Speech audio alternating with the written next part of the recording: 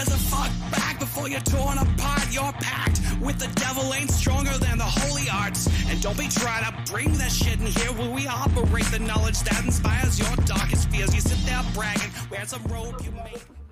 Yep. Hello. Happy Tuesday.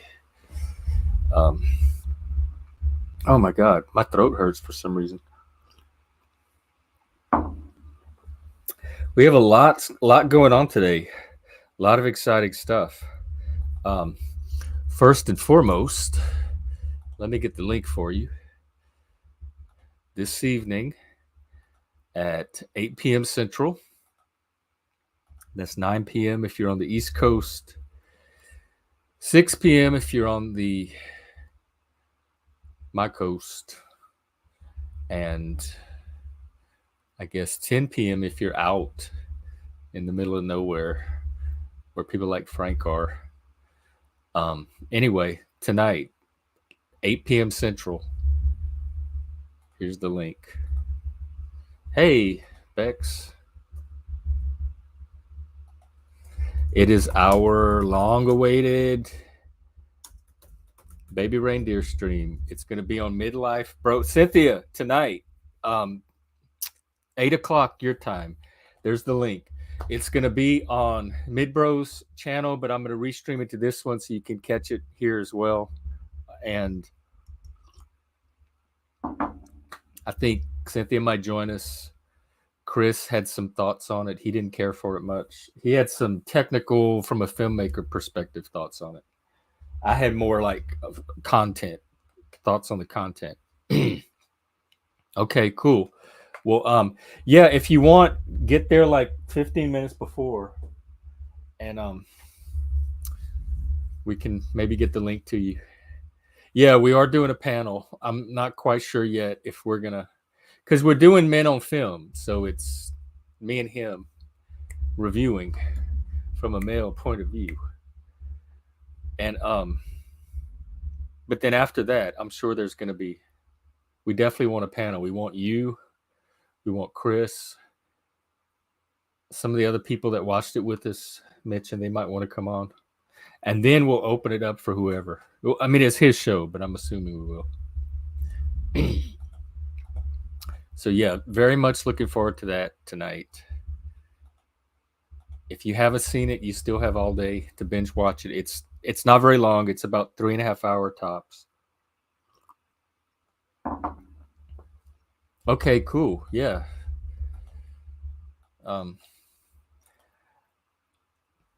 I've been saving all of my thoughts of it. I mean, I've said most of them, but yes. And welcome, Chris. Yeah. Let me I'll do my topic, and then I'll open the panel. Today, I was going to talk about personality development. You'll hear me talk about that a lot, and like what exactly is personality development, and then try to give some examples of it from my own life, which is, as a peer, that's mostly what we use is our own personal story and experiences with whatever.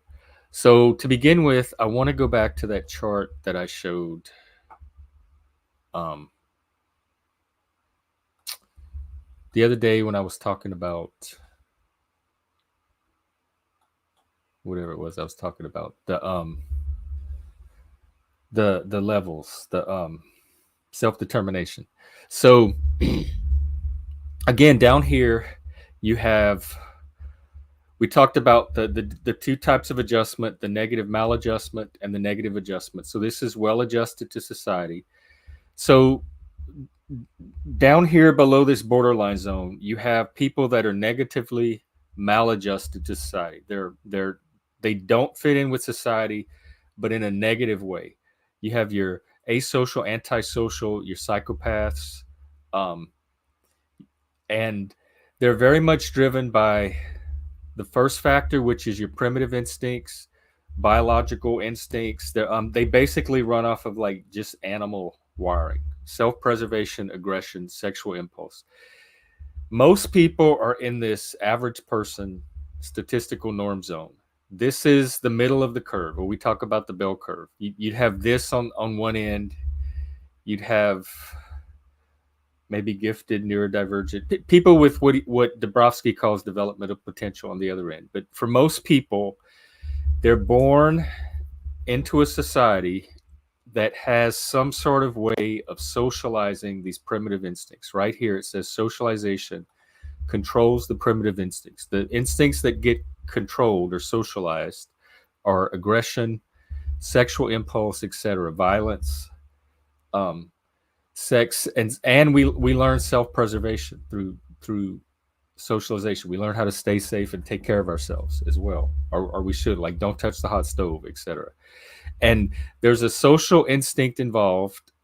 Again, we're talking about like not necessarily neurotypical, but people that are negatively adjusted to society. Meaning, let's get that definition one more time, because it sounds bad, but it's not. It's only bad if you happen to not be one of those people and not be one of the psychopaths. It could be something that's mistaken for bad. Um, this is unqualified conformity to a hierarchy of values prevailing in a person's social environment. The values are accepted without an independent critical evaluation. It is an acceptance of an external system of values without autonomous choice, an adjustment to what is, the what is being one's social environment. And people here talk about programming and social conditioning and how somebody was raised and nature versus nurture, etc. So the first factor is your nature, the second factor is your nurture. So if people grow up a certain way, they become acculturated to their society, it works for them, they're adjusted to it, they can go their whole life in this zone. See how it says individuality but no personality? It doesn't mean they don't have their particular style of speaking or way of expressing themselves. By personality, we mean something different, and I'll get to that in just a second. They can go their whole life in this zone and be just fine. Most people are. What starts to get you out of the zone and on the path of authentic personality development. In fact, let me. Dabrowski works with the concept called the personality ideal. He actually works with a set of concepts called dynamisms, which are internal conflicts, stressors, drives, motivations, tensions, etc., that drive personality development and growth. And am I still on the chart? Yeah. And one of those dynamisms, probably the central one for personality development, he calls the personality ideal. And I'll read the definition for that. An individual standard against which one evaluates one's actual personality structure. I'll talk a little bit about personality structure in a second. It arises out of one's experience and development. Experience and development. What happens in the experience is further developed. At first, the ideal may be an imitation. Nevertheless, with the growth of individual awareness, it becomes authentic and autonomous to eventually become the highest dynamism in the development of personality. So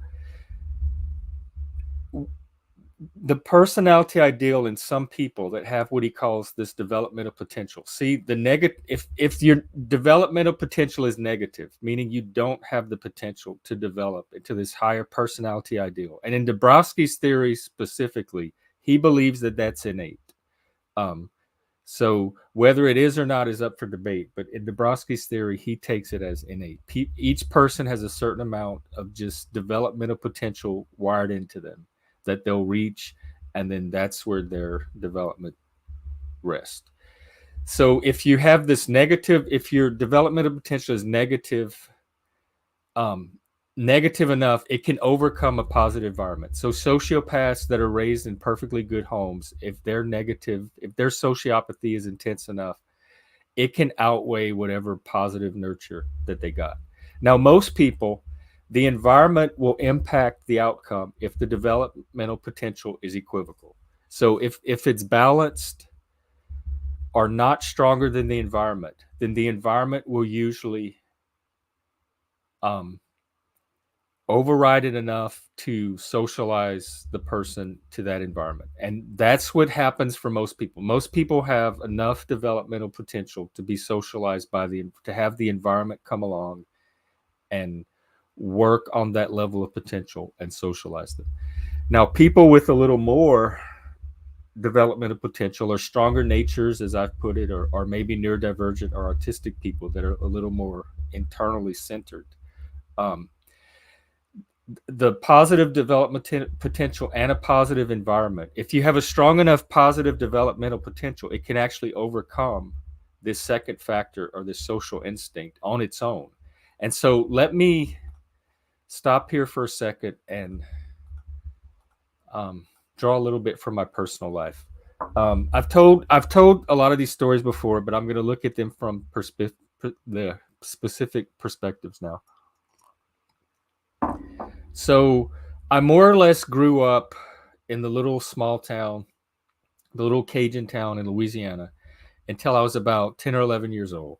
And so if you look at me at 10 years old, oh, by the way, Dabrowski calls that zone that most people are in of successful socialization. He calls that primary integration. You're integrated into your society at a very initial level that many people will stay at their entire life, which is fine. This is only addressed to the people that level is not sufficient for their own personality development. So if you look at me at 10 years old in that little town, I was in what I would call a state of primary integration. I had my my aggression, the sexual impulse really didn't come into it at that stage, but I had all of my like primitive toddler childhood impulses socialized successfully. I was a good student in school. I was well behaved. The teachers liked me. The classmates liked me. I had kids on the playground that we all played together at recess. I was involved in the Boy Scouts. I was involved in the church. I was an altar boy. We had catechism class. I had a best friend. I had siblings. We all did things together, etc. So that's kind of the world I grew up with that I naturally got adjusted to without much difficulty. And I had a sense of self and a sense of personality. Like everybody around us definitely had different personalities, all of my siblings and classmates and everything. But I didn't have a consciousness of it. It's like you don't know.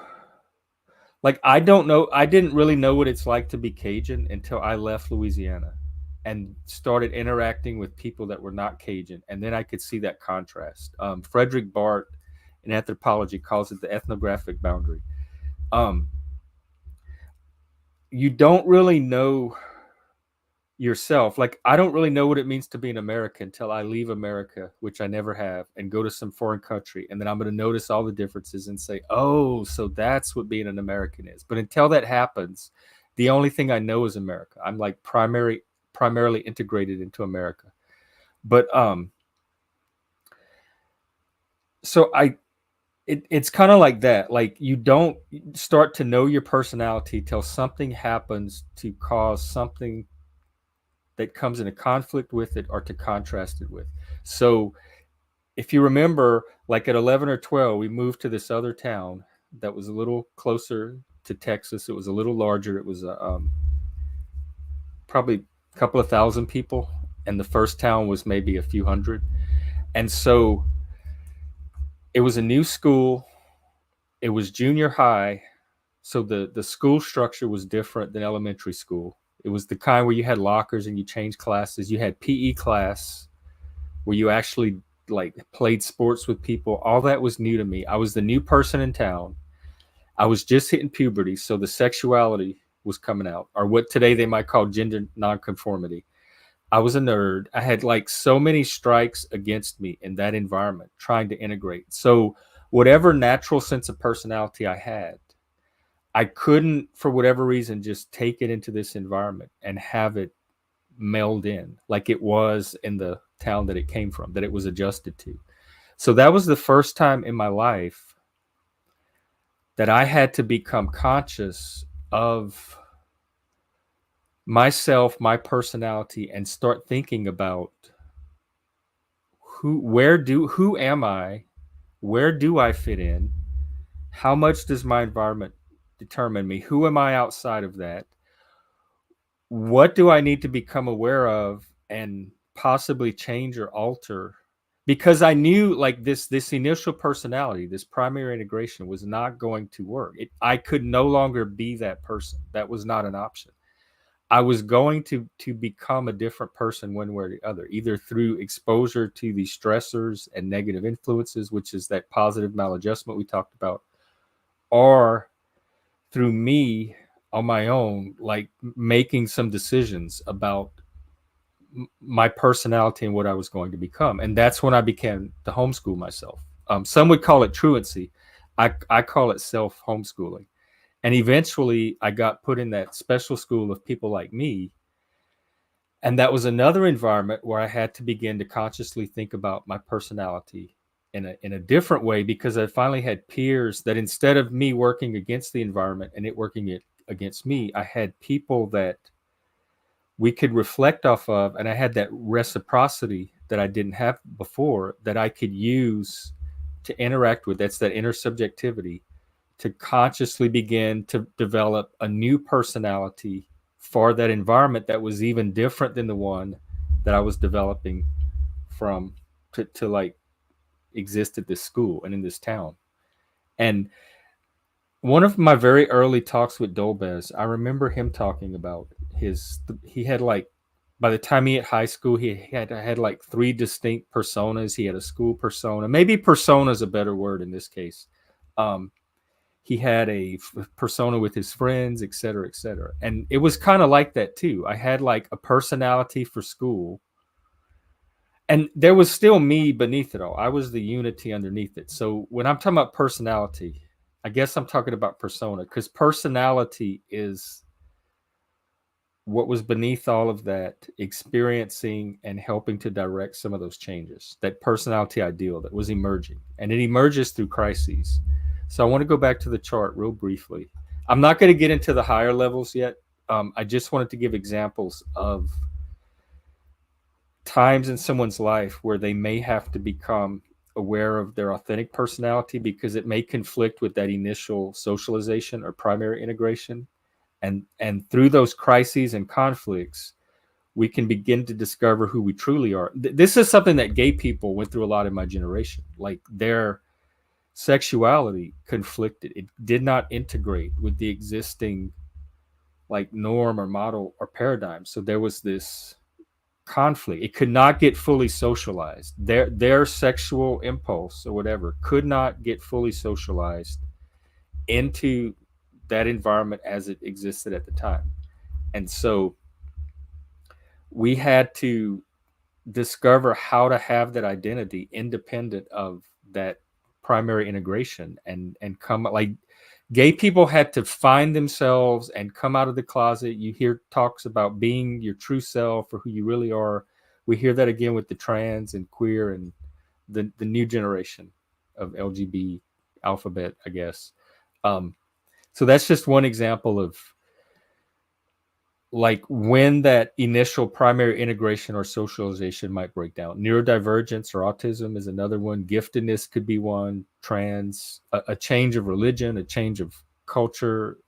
Maybe you travel, maybe you take a year abroad and come back, and you've seen so much more of the world now that you're different and your values no longer fit that initial structure. So I think that's all I want to say about personality development today. Oh, I was going to show one more thing about the chart. Hang on. This thing right here, crisis and trauma loosen the integration and rigidity, temporary limited breakdowns. And when that happens, this is when people go to therapy or self-help or whatever, and they're usually there to alleviate one of these crises.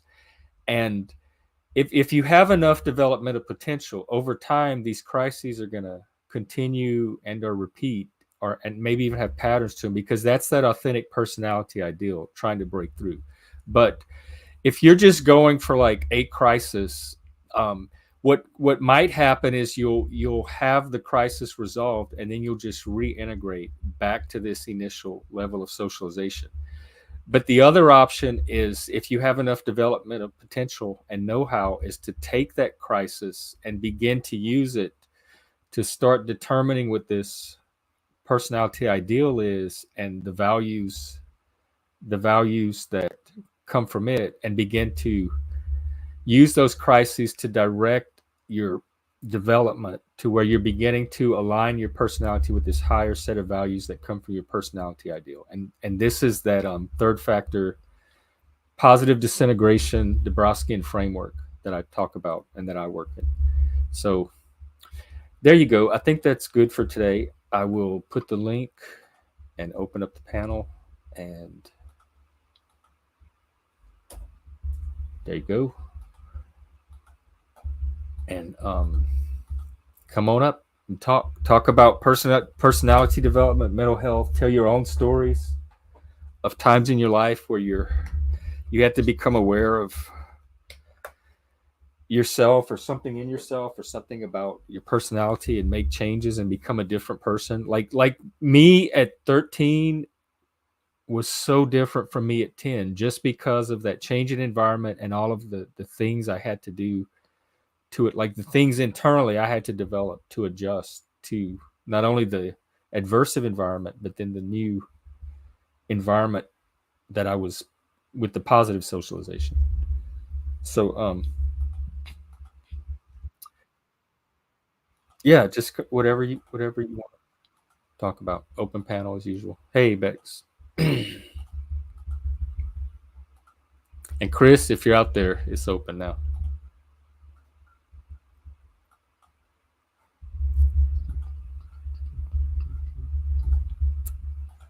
Okay, so let me check the news then.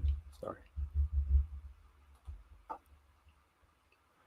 Oh yeah, Trump. When the Trump trial is the top headline, I know I can stop scrolling. There was some airline incident in Singapore, and they're still trying to arrest Israel and Hamas. Which it seems like Biden's pushing back against a little bit and saying it's not a genocide, which is the same thing that the professionals or experts are saying as well. It's a genocide, like George Floyd was a race riot. Well, it became one, but it didn't start as one.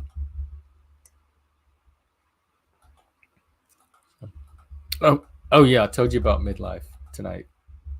So definitely an evening stream tonight. You can look forward to that at 6:00. Men on film.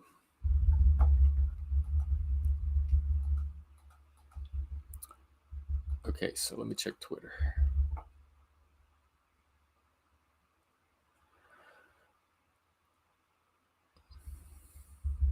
Nothing on Twitter. Well, this might be a short stream then. Nobody wants to come up.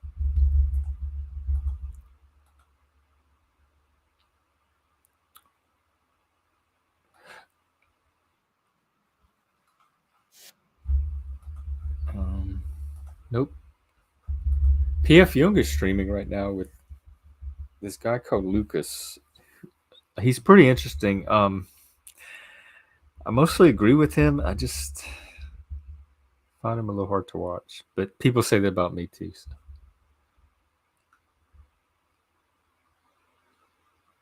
You know what? This clip yet. Let's watch this PF Young clip on the enlightened centrist position on Judaism and see if I agree. He loves when people disagree. So let's see if I can give him that.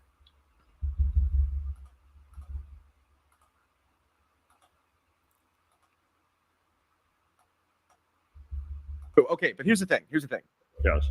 And this is the defining characteristic of the freak right and the freak left. One of the defining characteristics.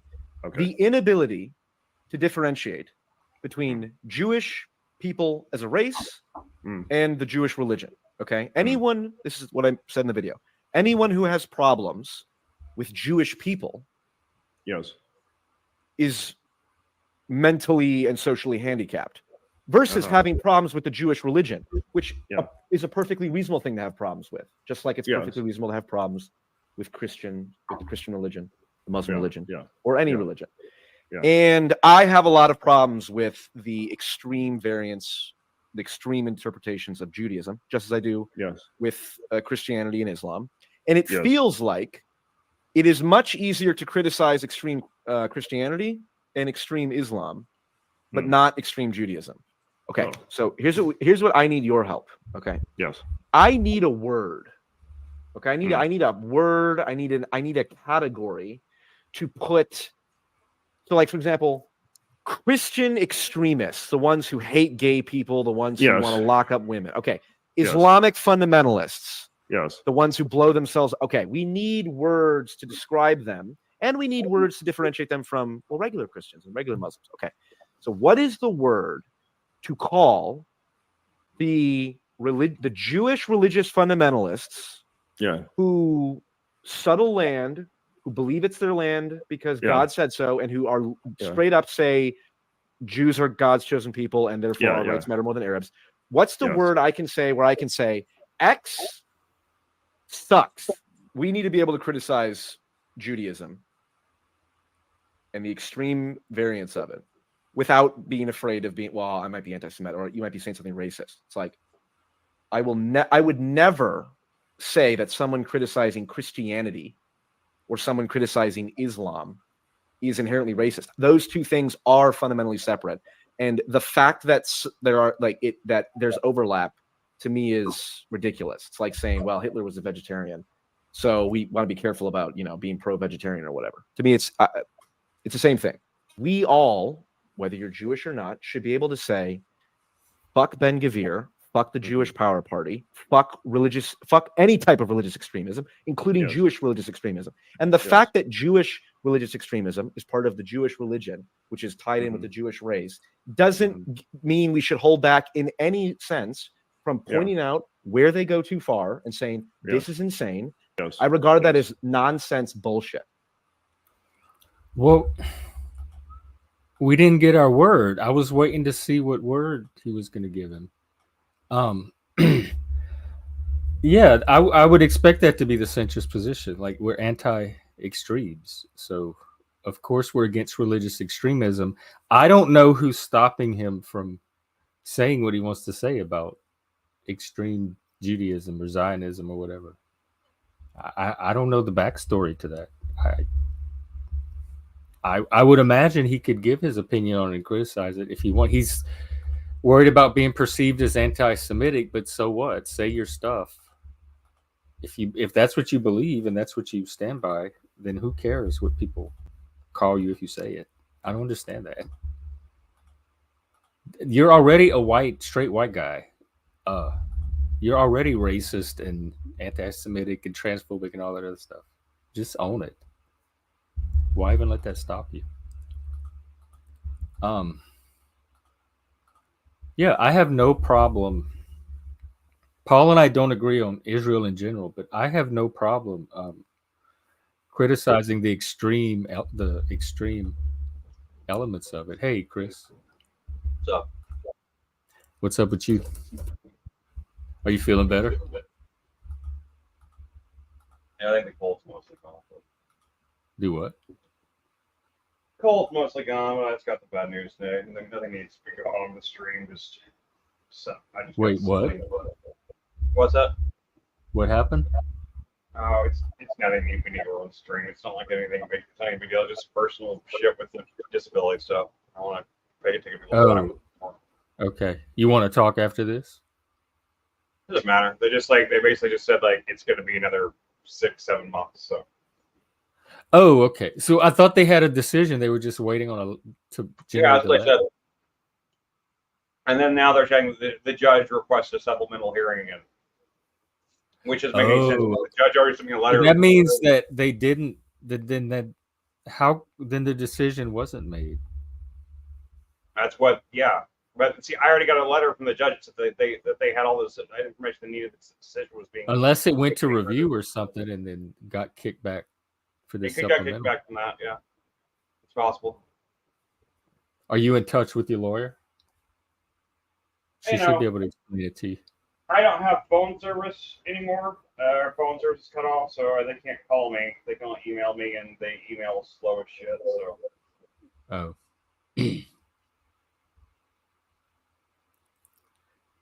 We'll see. Okay.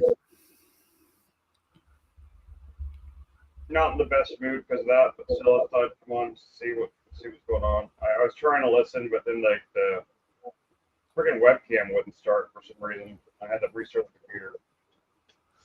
Do you are you still want to be there for the reindeer thing tonight? Yeah, I'm up for that. I'll talk about that. I have Okay. some thoughts on it.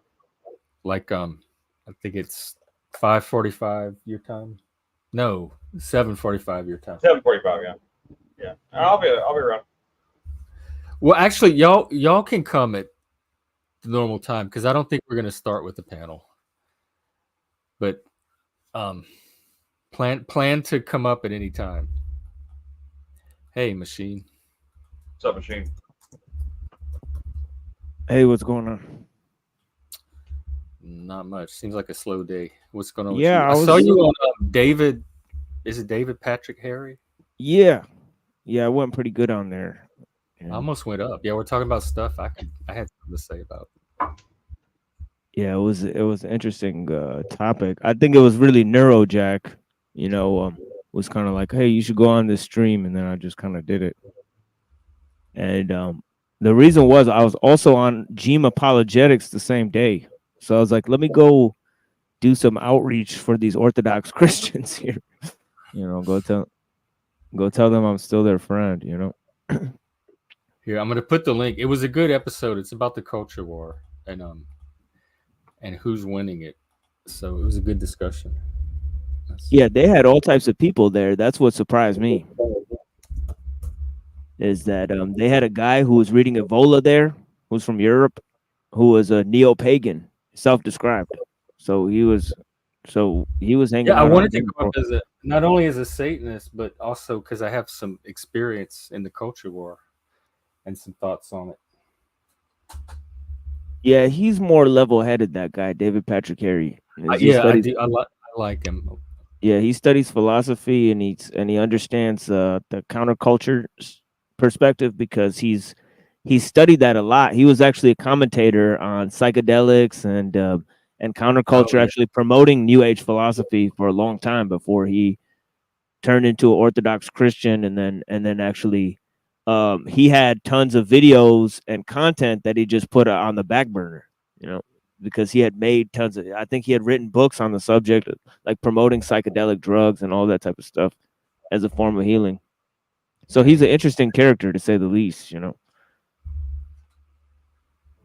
Yeah, he's very thoughtful and he can have conversations. I like that. Yeah, I wanted to get more of his perspective on that, and I kind of forgot. But because the panel was going in so many weird different directions, and I-Fi hijacked the panel. You know how that goes. That's where I saw it. So you already know how that goes. If you would have been there, I think only me and you would have known that was going to happen. But it's pretty funny. I already knew that that's what's going to happen. I was just laughing at the rest of them. Yeah, until they noticed. If Wi-Fi shows up, that's what happens. I mean, like, there's no other possible outcome for it. He and Provo were going at it last night. I-Fi plus stream. Provo was actually making I-Fi stream look sane and normal. Like, I was rooting for I-Fi.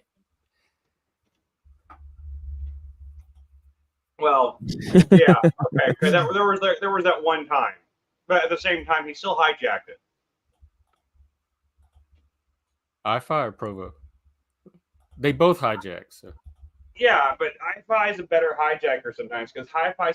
Well, yeah, because Provo is a troll. He's doing conflict content. Provo is an excellent interviewer. I did an excellent interview with Provo that I have recorded and saved that I'm going to release later on my channel. One of the best interviews I've ever done with somebody has been Provo Kid interviewing me. So he's very intelligent when he wants to be, so he's just doing that as a point. He's exactly when he wants to be.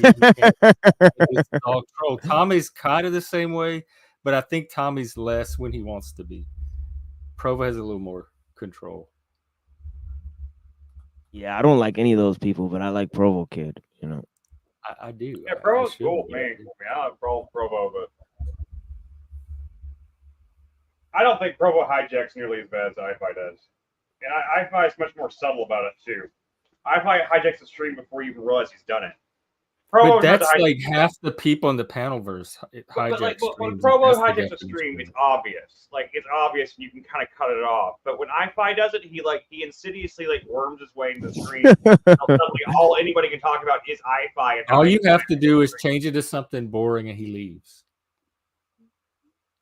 Sometimes that worked for a while. He started catching on to that, and then he started doubling down. And that's when we started catching him out on that. That's when he left.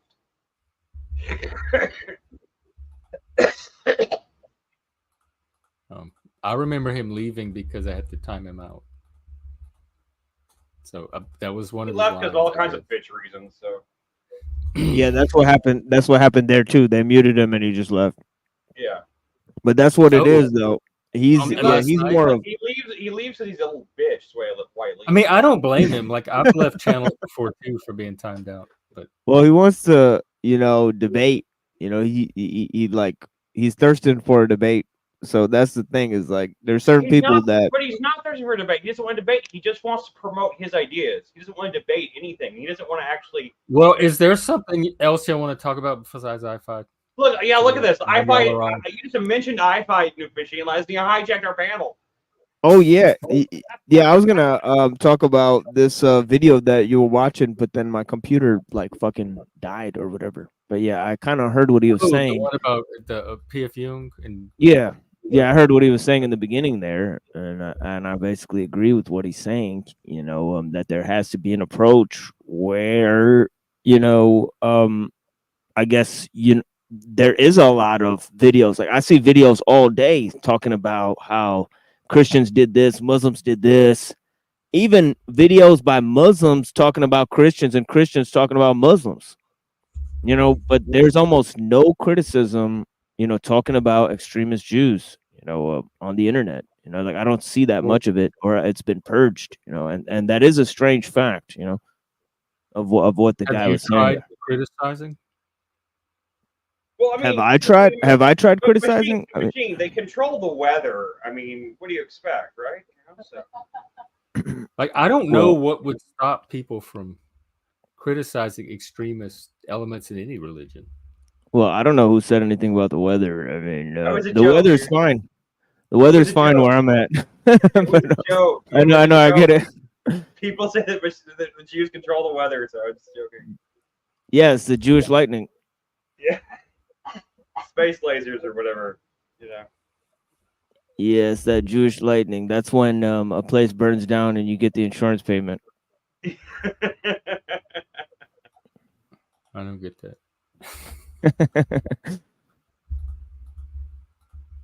Maybe all the Jews are actually all secret Norse paganists, Yeah, you guys never heard of Larry Silverstein? The Larry Silverstein thing? I've heard Where of the guy- Silverstein. Yeah, the guy. I don't know what you're talking about. Yeah, the guy who owned the thing that happened, in the U.S. on September, basically the guy who owned the building actually took out an insurance policy for the building like a week before it happened. Oh, Smart guy, just a smart guy, He's just a smart guy. He had good instincts, good business instincts. They call him.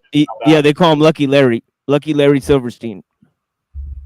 Nothing suspicious about that. That's just good business instincts, man. It's good old-fashioned capitalism at work. Yeah, The but world yeah, is absurd. That's the thing is, we do live in clown world. We really do. well, We live in really, what? there's a Kahanis. I don't know if you guys ever heard of the Kahanis movement, but there's a far right movement in Israel that's kind of aligning more and more so with the Benjamin Netanyahu types, and there was a radicalization within Israeli politics that's quite notable. Yeah, but Young has talked about that quite a bit. Young. is that? I'm sure. Yeah. Do you have a word that he was asking for a word to use to identify extremist Jewish fundamentalists, like we have for Christian and Islamists? Is there a word? Well, the problem is that most of the Zionists in the world, they're not Jewish, they're Christian. So Zionists would, and not all Zionists, I think, are extremists. Yeah, so either. Zionism is more mainline in Christian fundamentalism than it is within Judaism. You know, well, I personally choose not to differentiate them. I just lump them all into one category called asshole. I don't know. I'm a little more nuanced than that. I can't help it. I don't want innocent people to get categorized and affected by the extremists. So I'm very careful. That's why I'm saying, like, I'm saying, like, I'm saying the if they really are extremists, then they're assholes. So. well, Oh yeah, but we need Paul was wanting a word for that particular brand of asshole that you could use without being branded anti-Semitic. Yeah. So what's anti-Semitic about not... the term asshole? Huh? Jewish Zionist asshole, but Zionism and Jewish won't work. It's too broad of a category. Like we have Christian fundamentalism. Well, it's funny. It's funny that when the Muslims attack, they don't say it's Palestinians attacking the the Jews. They say it's Islamic fundamentalists that are attacking the Jews, right? And then when Israelis attack the other way, right, they actually don't call them Jews. They call them Israelis. So it's kind of funny how that works. Like when the aggression is done from the other side, it's Muslim aggression. But then when the aggression is done from the other side, it's not termed Jewish aggression, even though it's clearly, Jews doing it, right? That's why you call them all assholes, because like the reason you call them assholes, that's where all the shit comes out. I know, but we're trying to be nuanced. Yes, violent extremists are assholes. Everybody knows that. We're trying to find a category specifically. Well, I'm saying that nuance is unnecessary when it comes to assholes. But Paul was asking for one. I was trying to give him what he was asking. I don't necessarily. And I'm giving him one. Yeah, look at Daniel Price's asshole quote. Won't work. It's too broad. That's a good. That's a good quote by Daniel Price. But just because this came out of his mouth, y'all think this is reality? This is just him saying shit. Hey, that's one of the world leaders. It's not just. So you think like he this is his power? You think it's silly when a world leader makes a statement? I don't think it's anything. I attach no meaning to that at all. It's words. Well, that's pretty. Well, that's crazy. That's crazy. If you want to make more, if a world leader makes a statement publicly, it's usually a factor in geopolitics. I don't build my reality on every single statement a world leader makes. Oh my God! No wonder people have mental health issues if that's what they're doing. I would too. Yeah, I don't think people who are I don't understand the leap from interest in geopolitics to mental illness. that seems a little extreme. Like I don't even understand that at all. That seems like total. There's a lot of mental illness and black pilling and doomerism from reading stuff like this. And yeah, but that seems like quite a logical leap. Like just reading a quote. You can send it to you. Like the guy brought up a quote, and you're like, he's mentally ill. No, I didn't say Daniel Price was mentally ill. Well, then who are you aiming that at? I'm talking about the mental illness crisis in general. If people are reading quotes like this and drawing conclusions like a lot of people are, no wonder people's mental health is going down. Because I don't read that quote and take it as seriously as y'all do. I can contextualize it and put it in perspective, which keeps me like grounded about it. Maybe I don't know, machine. What you just said though. I mean, you said you don't see. Yeah, I still don't. Daniel, even if that's true, I still don't attach the meaning to it that you don't. If you want to attach this scary meaning to it, feel free. I don't feel the impulse to do that. It's not motivating. But who gives a shit what you think? You know, right? Who gives a shit like what you believe and what your opinion is, right? It's just like people care more about what Benjamin Netanyahu thinks. You know, right? That's the point, right? Yeah, you know what I mean? But you know what I'm saying, right? You know what I'm saying, right? Like if somebody said, quote, Gen X Jeff, like they'd be like, who's Gen X Jeff? Like some schmuck? If somebody said, quote, Benjamin Netanyahu, they'd be like, oh, there's some importance attached to that. Because he's like the leader of Israel for like a while. But Daniel, this thing, so what? So what that he said that? So what? That's what the context was. So what? What about my life is supposed to change because he said this? Well, I mean, it is kind of demonstrably true. They have kind of used it as a sock puppet to a degree, but you know. Well, I don't believe we're a sock puppet. I right. believe See we're an see what I mean, autonomous Chris? nation. He I doesn't don't believe it. care what Benjamin Netanyahu's opinion of us is. I have my own opinion of what America is. I'm sure the world leaders have all kind of different opinions of America that range from Which brings me negative back to to what you were crazy saying and all kind of before, stuff. Machine, when you were saying you didn't see the connection between mental illness and geopolitics. And I'm saying I think they're actually the same thing. No. There's no way. There's no way. There's the same thing. There's no way. There's the same thing. There's hundreds of people who believe in geopolitical concerns. There's hundreds of people who believe and talk about these things. They can have interest in these things, even though it doesn't affect them. There's no sign of mental illness there. There's people who No, are just reading books on things and just take a general interest in what's going on in the world. There's no sense I'm of saying mental that illness. the way geopolitics works feels mentally ill to me. Oh yeah. Oh yeah. I definitely agree with that one. That's what I meant. Oh, I 100% agree with that. I statement. agree, Yeah, Machine. Interest in geopolitics is not a sign of mental illness. Well, how But about this? I don't agree with that. Well, That's how not about what this? I meant either. Well, how That's about not what this? Let's go with what Chris is saying. And ask it to Jeff. Jeff, do you think that somebody who thirsts for power in the world, who tries to manipulate people, do you think that that's a sign of mental illness? thirsting for power, no. I think that's human nature. I think it's probably animal nature. No. I also said uses that drive to try to manipulate others constantly. No, that seems normal. Like people that I don't know. That kind of sounds lust like for power are isn't that going what to manipulate other people. Isn't that what sociopathy is like? That's Maybe it's the dark triad or tetrad. It's the Machiavellianism, narcissism, sociopathy, and now they're adding sadism to make a tetrad. I haven't seen that one. Daniel, you can interpret that if you want. You don't know anything about my bubble. Daniel's part troll. It is what it is. It is nerd stuff. I'm not. That's not a critique of it. I don't have a like. I'm a nerd myself. I don't have a problem with geopolitics or nerds. Just to Self-proclaimed nerd me, here myself. I don't have the level of interest in it that geopolitical nerds do. Right, but you know, like from Chris is saying, like I understand, like yeah, okay, there's a whole level of sociopathy involved within the power games.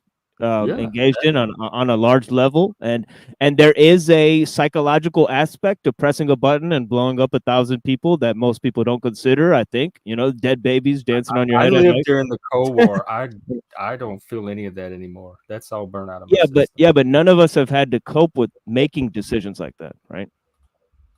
So we wouldn't know, right? Yeah, I can't even. That's one reason I'd never go into politics, man. I couldn't make those choices. But then I see the decisions that other people make, and I'm like, I'd rather have me or somebody I know in there making the decisions that I know that we would make than someone I know, else. which is why all the people that are in those positions are all psychopaths. There is that. I've seen like the very tops of some of the biggest corporations. I've seen into them, and that is what rises to the top. It takes a certain personality type to rise that high and stay there for that long, and it is your social. So there is probably a disproportionate number of them at the top of these hierarchy structures than at the bottom. Yeah, I mean, in order to be the kind of person that can dispassionately decide to wipe 500,000 people off of the face of the planet because but it hasn't happened yet. Like no sociopath. Okay, I'm being hyperbolic. But I'm saying, but someone who can make that decision and push that button and not feel anything from it, that's a psychopath right there. I mean, that's someone right. And there probably are people like that, but it's not something I sit up at night and think about. Like that would just be me going out of my way to torment myself for no reason. It doesn't mean I don't think about it all the time, but we're talking about it now. Yeah, but it's not realistic. It's not in the realm of the plausible or probable. So it's not anything that I waste time worrying about because that keeps my mental health levels high. And I try to keep them low. Like I don't try to add unnecessary stress if I don't have to. So worrying about like asteroids or things that are not likely to happen takes that off of my plate. And But that's maybe one it's normal to worry about those things, and you're the mentally insane person. Have you ever considered that? I don't think it's well, leaving the word normal out of it. I don't know why Exactly. Like, somebody, what is if they normal, had the- anyways? if they had the option to not worry about it, why they would want to continue. Like if they had the option to take that stress away and off of them, why they would continue to want to hang on to it. Like, I So remember wouldn't my necessarily wife. call that Because normal, you but it only is curious to because me the only why. way you get to have the kind of power they have is by being the people to make the decisions. They want Yeah, the like power. I remember. They get power from worrying. They get Like- power from power, and the power comes with the responsibility of being able to push that button, and therefore. Oh, they I'm want talking about the power, people that are or worried they about. don't want that responsibility. I'm talking about the people that are worried about asteroids and nuclear war and that. Well, what about people who worry about like celebrity gossip, right? Like my wife watches a lot of like celebrity gossip videos, you know, where it's just people talking about shit that doesn't really affect them, you know, and like she gets a sick joy out of it. Like you could tell, like she's like, "Oh, this bitch is so fucked up," right? Like I could get like it's not healthy behavior. Yeah, like like watching a reality I TV know. show. I used to watch reality Flavor TV is much Flav. different. Watching Survivor is much different, you know. Yeah, it's almost like it's almost like a mentally ill person watching other mentally ill people to like make themselves feel better, to be like, hey, like at least I'm not that fucked up. Oh, I don't use it for that. I mean, it does help a little bit, but I can get that almost anywhere, especially in my line of work. It's more like it's entertainment. It's the same reason people come to the Panelverse and watch all the time. Right. There's some chemical it releases in you that just makes it. I don't know. There's just this indulgent pleasure in it. I'm only here because I keep hoping the feds are going to send their paychecks, and they never do. You know. I think Joke. I think It's a joke, people. It's a joke. I think the whole allure of it is that you know, I mean, in my experience, I'm usually aware of who's coming down on the other end. You know, it's usually a certain type of person that I can possibly anticipate, right? But for most people, I think when they get that next notification, when they get that next message, when they get that next like call in, like they don't really know who it's gonna be. And that's the whole like it's kind of like, okay, like let's just cast a line and then just see what the fuck comes up. And I think that randomness is obviously has a sense of risk attached to it that most people, you know, because they don't have more social interactions face to face as they would in like a village or a tribe or something like that. They're now doing it on here. So in a sense, you know, it's a McLuhan type of thing where it's a neo tribalism, you know. You make a good point that I'm from a different generation, and the generation now is their world is the internet. It's a different setting than I'm talking from. I still think it magnifies everything. I think it's a false reality, but it's a reality nonetheless that they live in, and they're going to continue. It's a like a term that was used on my show, a media ecology. You know, like you know, so you know, like there's a media ecology that surrounds us that was not there for people before us. It's so hard for me to relate to somebody that didn't grow up with real world experience like we did. Like I just took that for granted, but they really don't have like the range of it that we did. They might have some of it, but it's not like we got it.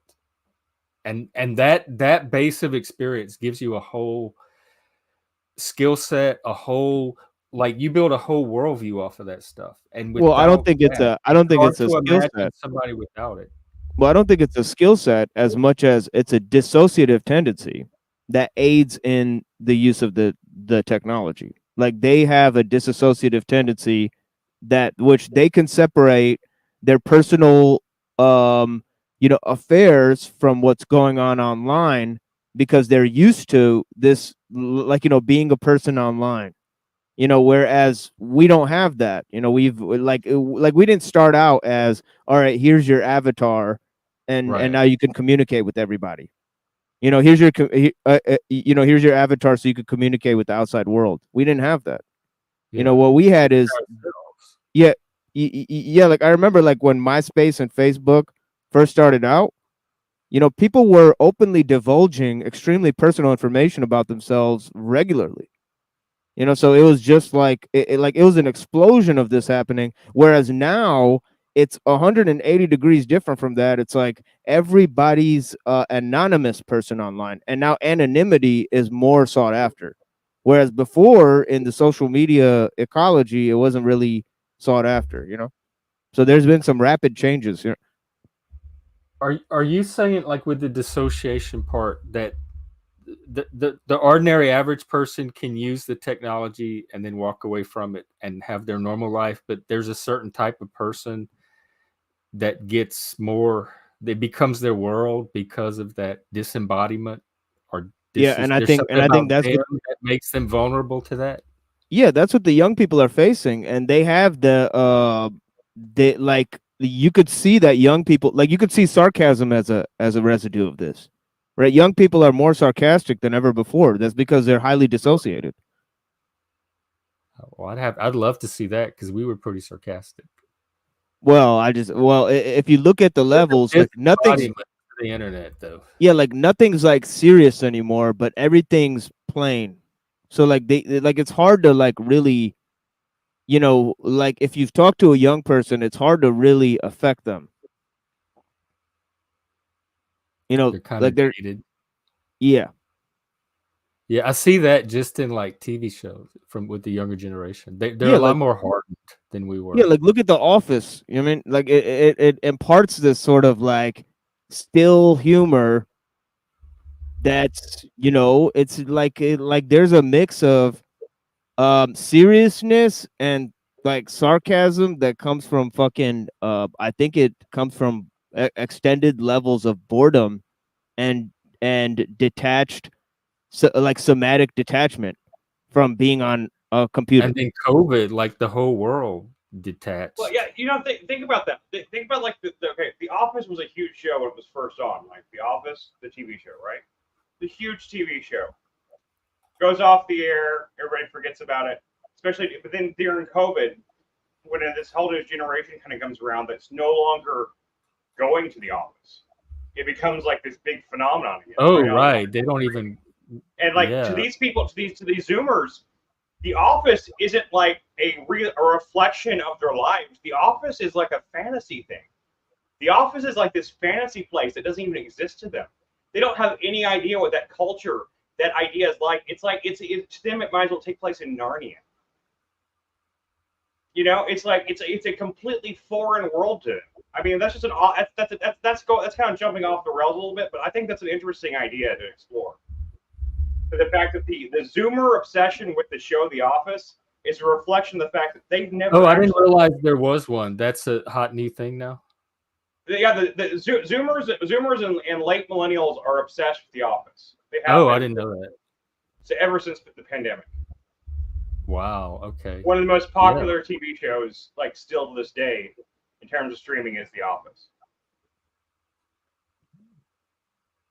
When Netflix lost during the pandemic, when Netflix lost The Office, the rights to The Office, and it went back to NBC, and NBC was doing their Peacock thing, it was a big deal. People freaked out because they had to switch streaming services to watch The Office. Big deal. Yeah, they did. Yeah, it's absolutely, you know, unwatchable. You know, in my opinion, you know. The Offices. The I've never seen. the two seasons 2 and 3 of the American Office are pretty decent. Everything else. Is it just because it's so dated? I think the characterizations are good in the first two. That's the one with Steve Carell. Yeah, the one with Steve Carell. Yeah, it's like you watch it with people and like they're laughing and you're like, did I like miss the joke? Like, I don't fucking understand. It was emotionally effective in those 2 seasons. Like the romance plotline was good, but much like Friends, like the jokes are mostly flat. Like and Friends is another thing that I didn't get. That's even more fascinating. Look at Friends. Friends is also a iconic thing for Zoomers and late millennials. Oh yeah, Paul says it's the greatest show ever made. And when you think about it, you know why? Because it's the only depiction of a third place that we really have in pop culture. Chris, I think you're onto something. It's have like third they're longing places. for a third place, and Yeah. they're longing for that office life that they don't have. They They're don't get looking it, for. They're looking which for they that, could that, have for themselves. They could make their own third places and work. but they don't know how to do that, and it doesn't. It's not. That's being why they're made watching The presented Office for them. and Friends. But They should be watching Friends, the and they watch stream. The Office, and like they get that shot of something that was at one point was a reflection of our society. But that's outdated. I think if they watched our stream, this is more the Friends of the future than. Yeah, it is. This is where entertainment. We are the new Friends. We're on the cutting edge of what entertainment's becoming, but at the same time, it hasn't got. The world hasn't caught up to us yet. I'm saying, but for millennials and Generation Z that are like obsessed with The Office and Friends, that's been like kind of like swirling around my head for a while. Like, why do they give a shit about these shows about people that are so far disconnected from their own lives? Do we have any millennials out there that want to come and talk about this, that watch The Office or Friends or any other shows? Yeah, seriously, I'd love to hear. I would love to have this conversation. Because I seriously think there's something to that. Because like I have two sisters that are both millennials, and they both love The Office and Friends too. And neither one of them have ever existed in an environment that had a third place in their time, like, and since they became teenagers, and they've never worked in an office, either one of them. So they're not relating to this. It's a form of romanticism. That's their romanticism. Like the stuff that was so known for us is now romanticized already. Like literally, it was like those things were parodies, were satires. What was our mundane lives? Just the mundane lives we lived then, and to them now, that's like a fantasy. That's like Narnia. That's Lord of the Rings to them. That's fucking crazy, dude. Good, Chris. We can use that because we're providing a little taste of that. So that might be our nid. That's fucking. That just dawned on me just then, and I just like. Yeah, that's like crazy. capture the future. What do you think, Machine? Well, I think it's like I said, the whole humor aspect of it says something about our culture. You're right. The way that because they're the not youth, funny. Yep. They're not funny. Yeah, right. They're not funny at all. Yeah. So I think that says a lot, that the awkwardness. And another aspect of this is Napoleon Dynamite. Oh, I love that show. You know, the movie where a lot of people grew up like that. Yeah, a lot of people said that like they didn't laugh when they watched it, but then when they talked about it with other people, they laughed. Yeah. So I it was didn't necessarily laugh, but I recognized myself. It was like not a laughter, but the emotion of, oh my God, I know that person. Oh my God, I have been at that school. There is one scene. God, I know that one scene in Napoleon Dynamite that I will hold up as being an absolute masterpiece of comedy. And it's the one scene where like the brother of Napoleon Dynamite is going around selling that Tupperware stuff, and he's at the other people's places, and he's like, "Go ahead, try to tear it." And the guy tries to take it, he tries to tear it, and he can't. And he just like looks sad and puts it down. That's the only time I laughed my ass off at that one scene, and the whole of the rest of the movie I was just stone faced. So I didn't think I would like it. I didn't expect to like it. I actually absolutely love it. I related to it a lot. To me, it was like a mentally handicapped Rushmore, but you know. I liked it better than Rushmore. You're wrong. Rushmore's a better movie. No. You didn't grow up in the town I grew up in. It was just like that. So I grew up in towns very much more similar. I didn't grow up in Rushmore. Much more similar to Napoleon Dynamite than I did Rushmore. I grew up in small southern towns that were like Napoleon Dynamite. And that's the reason why I didn't find it that funny. In fact, I might watch it tonight. I'm ready. I think it's set in Michigan. It is, but it's very similar to any small town. It was the same with what's the one Gilbert Grape. I had the same sensation. Like I live in this town. I grew up in this town. I know most of Michigan is rural. You know, like I live in Michigan. Yeah. It's mostly rural stuff, especially if you go to Western Michigan. And it's just all forests and That's a good movie that people don't talk about enough. You know, that's another good one for Mental Health Month. You know, there's a lot of mental health. We should watch it. Let's watch it. Yeah, that's Lasse Hallström. He does great work. He did the ABBA videos. Yeah, I can get that one for easy. I can get that one easy. Okay. Yeah, Okay, that's yeah, how I Rushmore is remember the it, Anderson Daniel. Brothers movie about Jason. Okay, but Rushmore is more than that. I'm sorry. It is about a socially disaffected Hey, Chris kid is here to tell you all that about it. that does not relate. He is a neurodivergent kid that does not understand how he does not understand how to relate to the people around him, and therefore the only Okay, person so who feels like we're doing a Rushmore, Napoleon Dynamite, Gilbert Grape triple feature then? Yeah, maybe Cable so. Cable Guy is one of the greatest. Neurodivergent mental health. Oh, Cable Cable Guy. Guy. Yeah, that's one of the There's greatest one. movies. There's one about it, but And that's then- kind of an extreme. Yeah. That's an extreme mental health movie. And then the That's subtext, and then the subtext of the movie is a kid being raised by the television, which is Yeah. really, really fucking deep in itself. You know that the kid is raised by machines, and then it's like, you know, this whole thing where the TV becomes a surrogate parent, and That's how it was for the younger people in my generation. yeah, If we want to Oh, go well, any deeper yeah. into that, well, we can go. What about Bob? What about Bob with Bill Murray? Well, Where Frank's Bill- been wanting to see that, so you already have that vote. Have right you there. watched it, Jeff? Have you seen that one? I saw it when it came out. Yeah.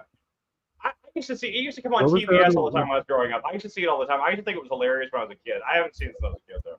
It may not hold up at all. Well, Frank, I just remember thinking it was hilarious when I was a kid. But it's based on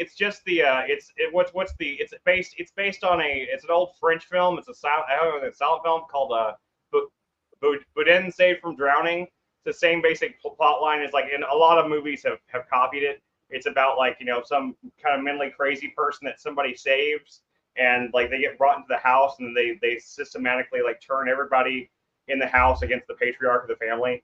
It's been done 1,000 times, but it's still funny for what it is. I enjoy it. I enjoyed it when I was a kid. I don't know if I would still call it I don't know if I'd still like it today, but I watched Rushmore a year ago, and I thought it was so great. I watched Bottle Rocket a bit long ago too, for that matter. Oh, I have that thing that me and Barnabas are doing that thing tonight too. I forgot about that. Yeah. We couldn't do it tonight, but we could do it sometime this week. Well, we could do, and I owe Frank a Survivor episode. We started the new season. The Men on Film thing, if those who haven't heard, it's the baby reindeer discussion. It's going to be today at 6 p.m. Did you do your homework, 8 Machine? Did you p.m. watch Baby Reindeer like we all did, while we all suffered through? no, I haven't seen. Yeah, I haven't. Oh, you lucky bastard! Yeah, I barely had time. Yeah, It's not that bad. It's got its good points. It really does. It's got some good points to it. I feel like the whole thing kind of fell flat for me, but it's not. It's worth watching. It's not a bad show. Yeah, I have so many. I have so many things in the background. It's not extreme and fucked up as everybody kept saying it was. So. Yeah, I got so many things in the background. Like I got a Nintendo 64, and as soon as I get some. You found yourself a Nintendo 64, man? Well, I've had it for 2 years now. I've been trying to get back and play the Ocarina of Time again, and the whole thing. And I just haven't had time because I'm writing my second book and recording a bunch of shit. And yeah, you it's get just yourself a Switch and play that Switch upgrade, man. Yeah, I mean, I wish. Yeah, yeah. I mean, that's something you can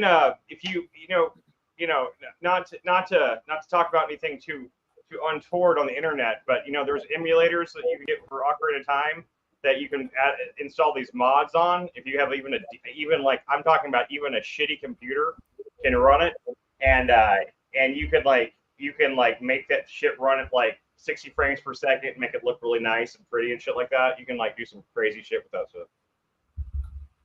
Yeah, I've heard. I've been watching some YouTube videos on it, where people take the different game engines and use them to recreate Ocarina of Time. It's fucking insane. Yeah.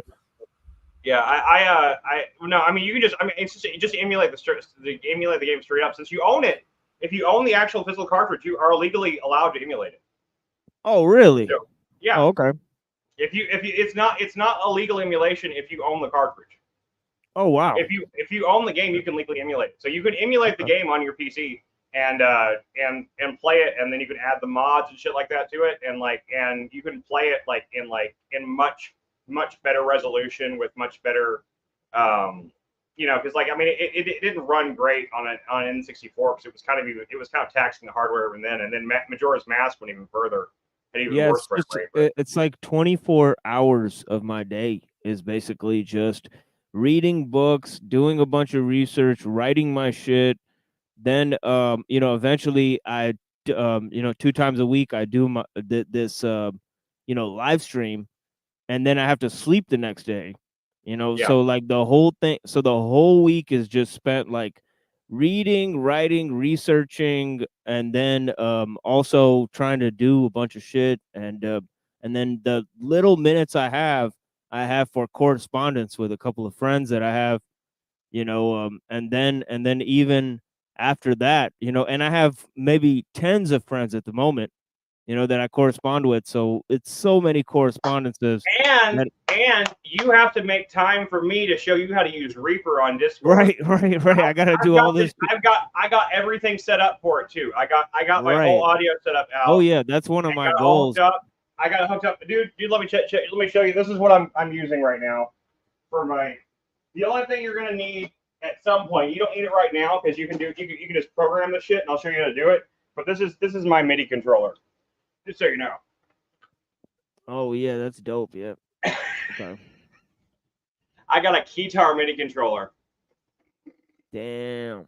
Okay. It's not a real keytar. You can't actually play it as an instrument. It only works as a MIDI controller.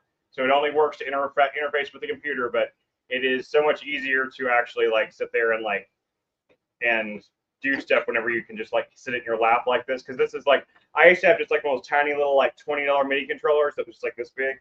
And that's how I used to hold it, was like this. I just hold it in my lap and just do this kind of shit. So this is my MIDI controller that I use for doing beats and stuff. But yeah, you gotta make a little time so I can show you how to actually get on Reaper and actually make some shit. You'll pick it up fast, man. You're smart, dude. If I can teach myself how to do beats with no help, no one, even though I was begging people to help me, like even people that knew how to do beats.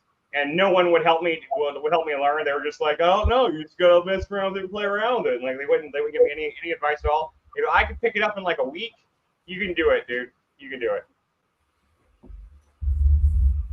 You're a fucking genius. So. Yeah, so much, so many things to learn. You know, so little time. You know, Yeah, I'm telling you, this won't take you much time. Yeah, plus, since you've been doing music, you know, you've been making those rap songs, stuff like that. Oh yeah, that's gonna. So since that's part of what you're doing and stuff like that. Trust me, this will change your whole like. It's a game changer. Total game changer. Yeah, absolutely. I busted out the chesties for the ladies and the boys. Oh.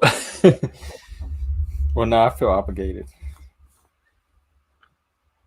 Now I was looking at my avatar and I was like, you know what? I hadn't rocked any chesties in a while now. It's time to bust out some chesties. Come on. It got cold here last night. It started raining, so I have a undershirt on. Even when it's cold here, it's still humid, so it's always hot.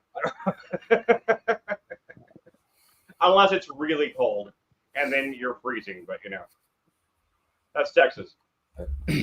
Cheers. Yeah, I'll never get a trad husband if I don't start giving some chesty.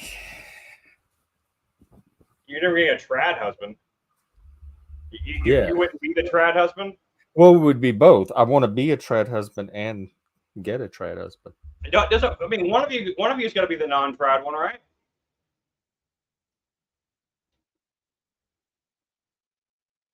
Where I mean, don't you need the contrast? Don't you need the dynamic there? Well, why can't we both be trad? It doesn't work if only one of you are trad. You both have to be trad. I would be the trad husband, and he would be a trad husband.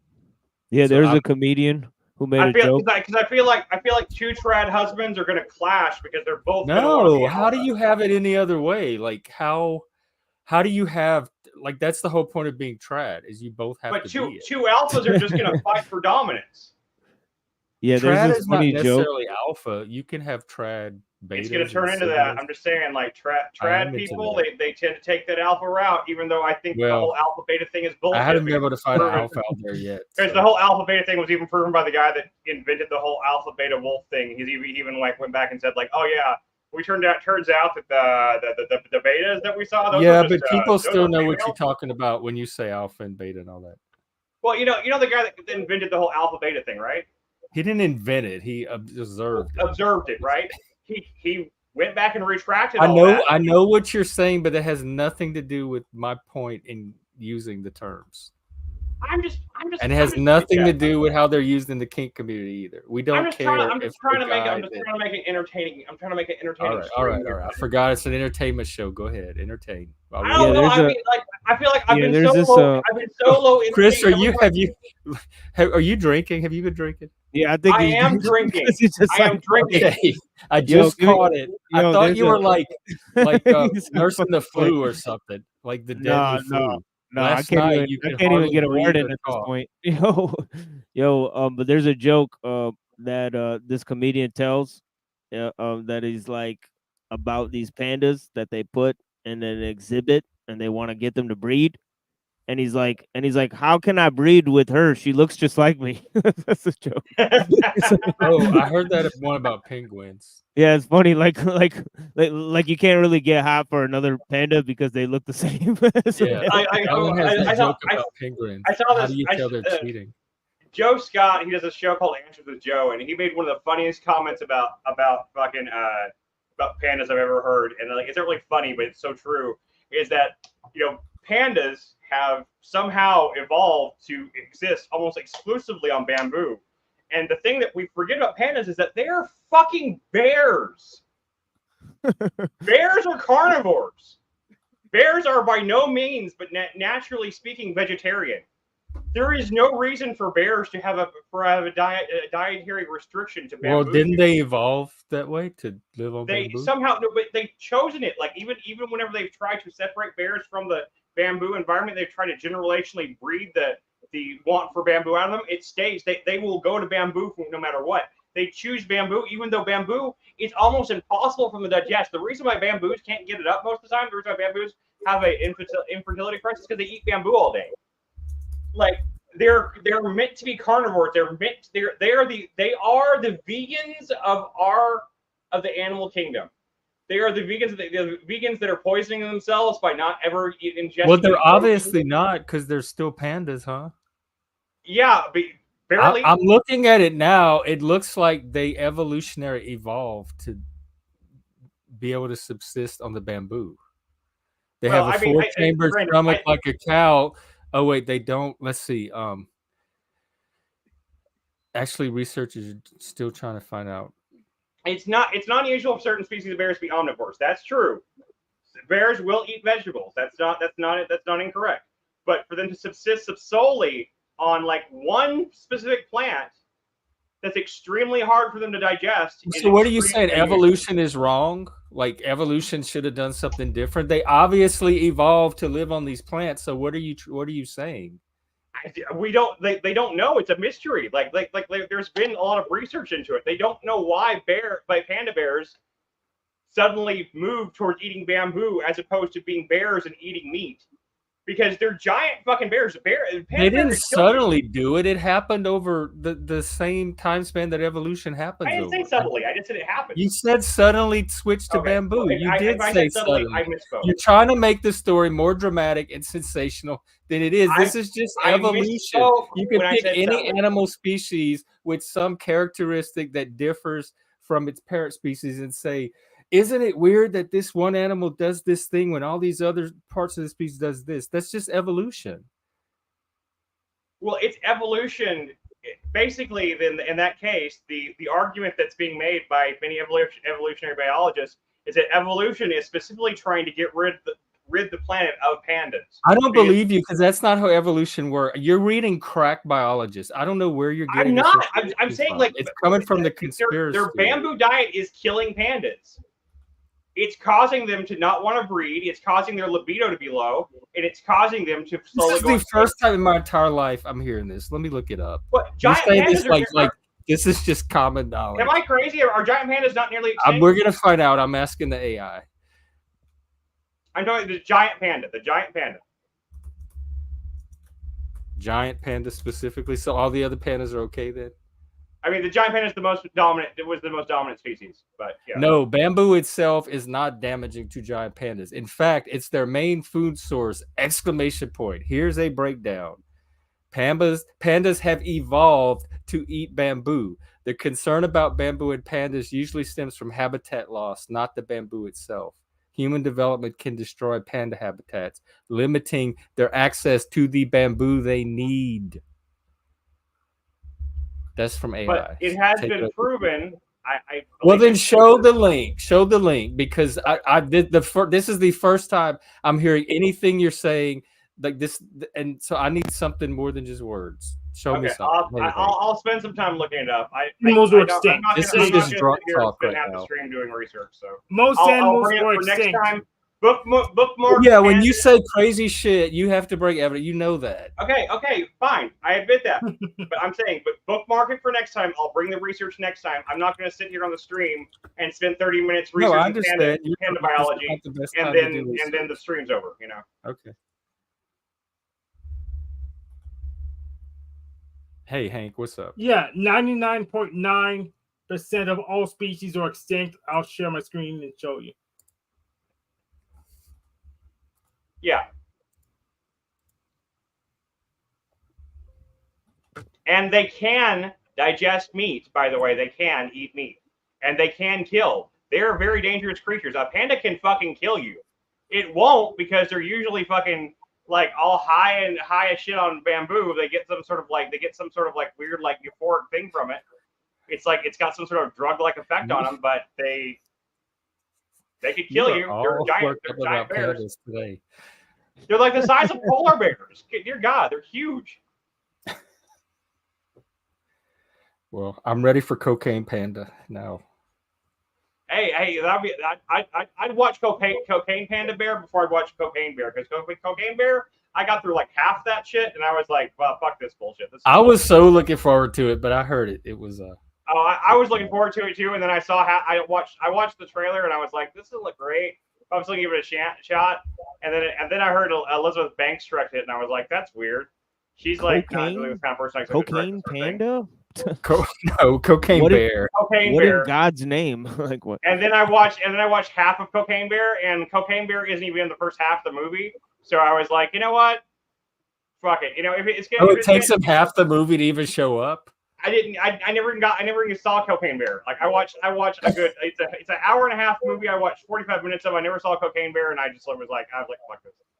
I can watch anything else and see an actual. I can go watch nature documentaries about the honey badger or something and see something more entertaining than this fucking bullshit about a bunch of people wandering around being like, and it was like on purpose bad acting in that like campy way, but in that way that's where they're not really pulling it off, you know, where like they're trying to be a B movie and it's not working, you know, because there's like authentic B movies where like the people are sincere, like The Room or something like that, where it's like there's like that authenticity to like how like they're trying to act but they can't. This is like real actors trying to act like bad actors and they're not doing a good job of it. So like it's a very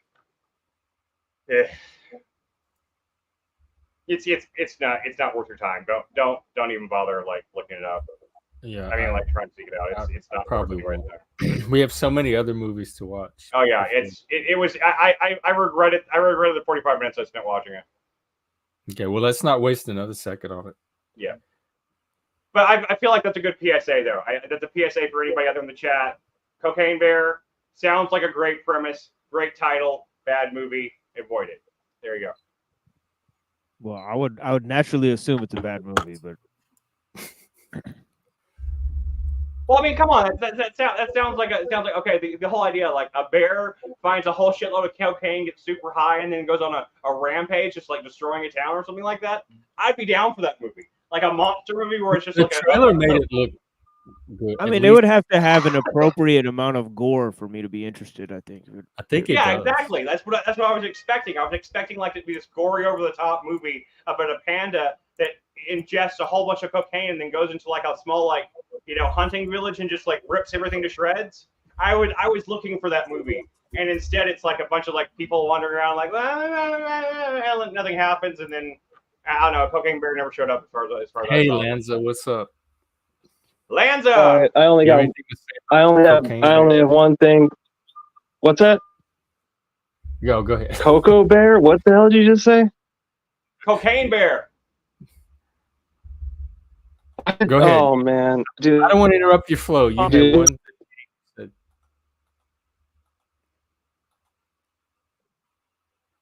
You said you had one thing to say or something. Oh, now he went dark. Brown's Hold boy, on. what did you have to say? Hold on. Oh, I searched. I don't know. I think we lost you. Can you hear us? Yeah, you roboted. Yeah, you broke up. You broke up with the stream. It's broken its heart. We're heartbroken now. You want to come out and come back in and try to do the announcement again?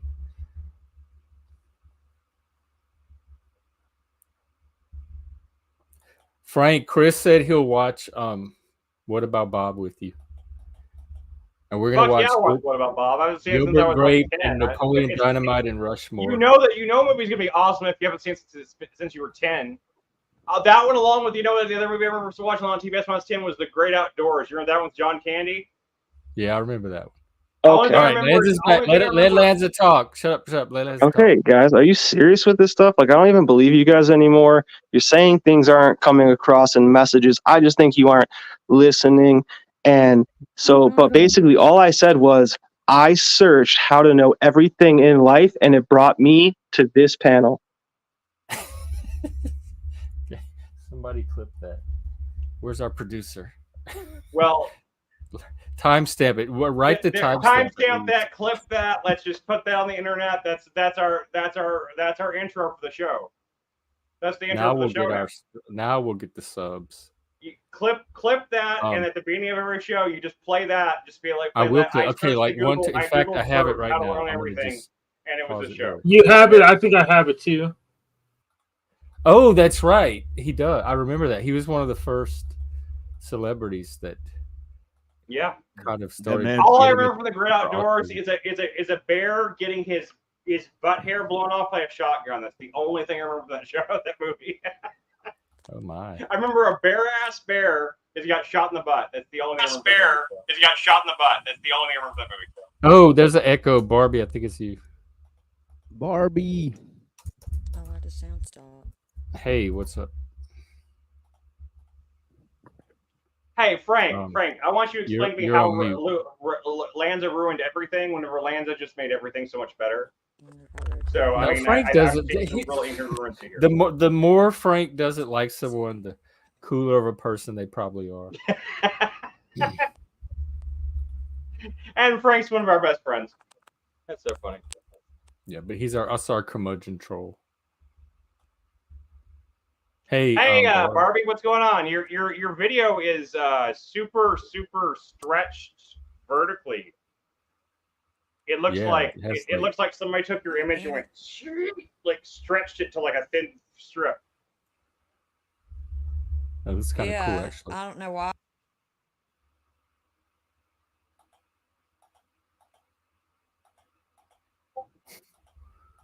Oh. I admit how right you were, Steven. Frank. I admit how right. Chris. Hey Jeff, I clipped that. It should be in your Discord server. Oh my God, you clipped it already? Of course I can. I'm a freaking autist. I mean, Hank. Well, Hank, you're the goat for the day. You're the GOAT. In multiple places. VIP up in this bitch. Oh, where did they film it, Daniel? Oh, that's interesting. I know it's built on a lake somewhere. Hey, Barbie, your video looks fine now. Looking good. Is it fixed? It looks like your connection might be freezing up. Yeah, I think your connection is bad. It's still stretching it out. It's still stretching it out. Nope. Well, anyway, if I can hear you, it's fine. The video doesn't bother me. Like, what you got to say, man? Oh, that's adorable. I'm sorry, I didn't say call you man. I call everybody dude and man. That's my bad. That's my bad.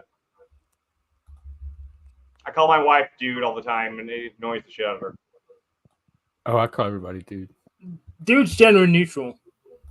Yeah, I think so too. It didn't used to be, but it is now. It is the way I use it. And I don't care anyway. Please be offended. I don't think we're getting Barbie today. Barbie, please be offended. Somebody's got to be. It was set in New England, but filmed in Virginia. Yeah, we lost Lib, we lost I5, so we don't have anyone to be offended. Who else can we drive away? Chuck. Did we lose Chuck? I don't know. Probably We've been trying to lose you. We can lose. We scared off Machine Lies at one point, but he came back. He's back now, so that's cool. Which is a credit to his maturity. I want to say it does show that those little things can happen and people can recover from them just fine. Yeah, he's at my goddamn level. I had to do better to stay ahead of that guy. We lost I5. We lost Joshua Jones, or Joshua Jones lost himself. Joshua lost himself. We lost Lib. We lost. We need to do an in memoriam like they do in the Oscars. Oh, for yeah. Like one day we're gonna lose Frank. Of the streamers we lost along the way. Well, Frank's just a prank gallery guy. So did we ever have him in the first place? Well, yeah, he's on Discord, but I don't. Yeah, he has a way of working himself in there. I'll go back and find some clips, some choice clips from Joshua Jones and from iFi and stuff, and we'll play it with sad music. And like a little, we should like do like the I will remember you. Will you write an original song for it so we don't get copyrighted? Well, I think it was the last interaction I had with Joshua Jones.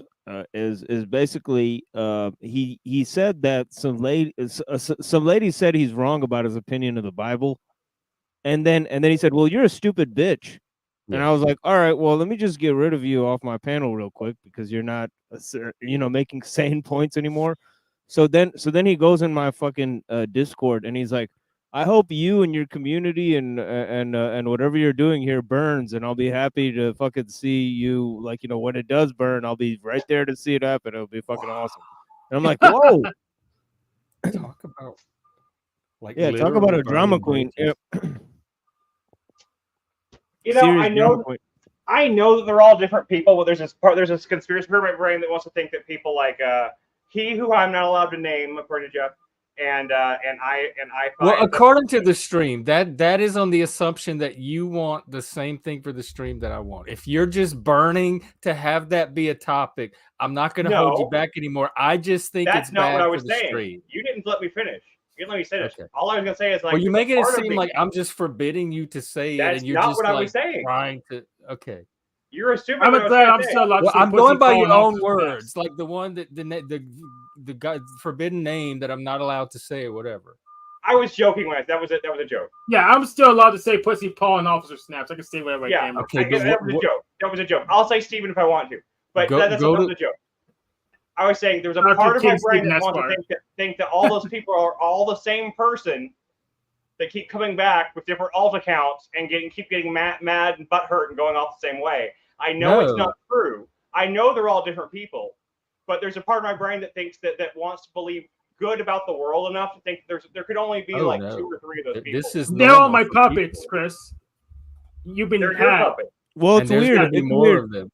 Well, here's what I'll say. Think about it. You open up a live stream, right? There's millions of people on the internet that are potential people that could call in, right? Mm-hmm. Yeah. Okay. How come it's always the same people, and why are they all associated with each other? Because the panel verse is a lot smaller than I think people realize. Yeah, I don't think that explains all of it, but yeah, I think Chris is onto something there. I mean, I know that Joshua Jones, iFi, and Steven are all different people. I know that. It's just like the way they all their patterns are all so similar that like there's a part of my brain it's like they could be part of patterns are similar because they're operating off of similar. Because I never saw them on the same stream at the same time. Possible.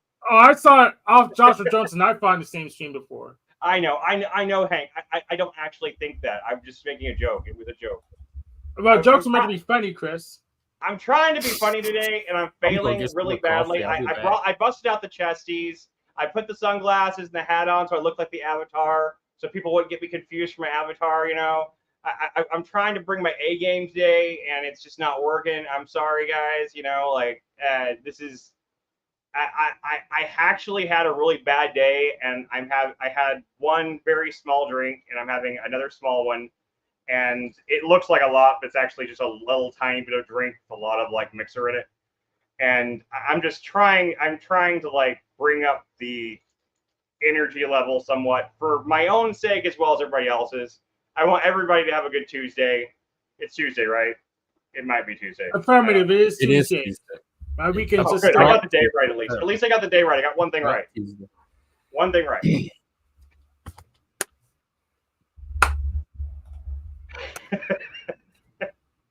Yeah, see, Daniel sees the same thing I see and all that. That's why I don't take it seriously. That's my dating pool, basically. I know that psyche inside and out. So I guess there's something in me that's related to it as well. Something in me? Yeah, well, that's what sometimes what happens here. Oh, so maybe I'm the next one to get banned. Maybe I'm the in memoriam thing next. I doubt it. No, because the in memoriam stuff was all voluntary. I will remember. The only people that have been like banned that have not like are people like Tommy and Snafu. Like they didn't get a chance to participate from the start. Hey, then if I did my own, but Joshua and iFi and Lib and all those other people voluntarily took themselves out of here. None of them are banned. Joshua is hidden in the comments from what he was saying that day, but he's not banned. And look, I'll even change. And I've never kicked a single person out of the Discord. Every single person that's left the Discord, it has been voluntary. Yeah, that's true. That's absolutely true.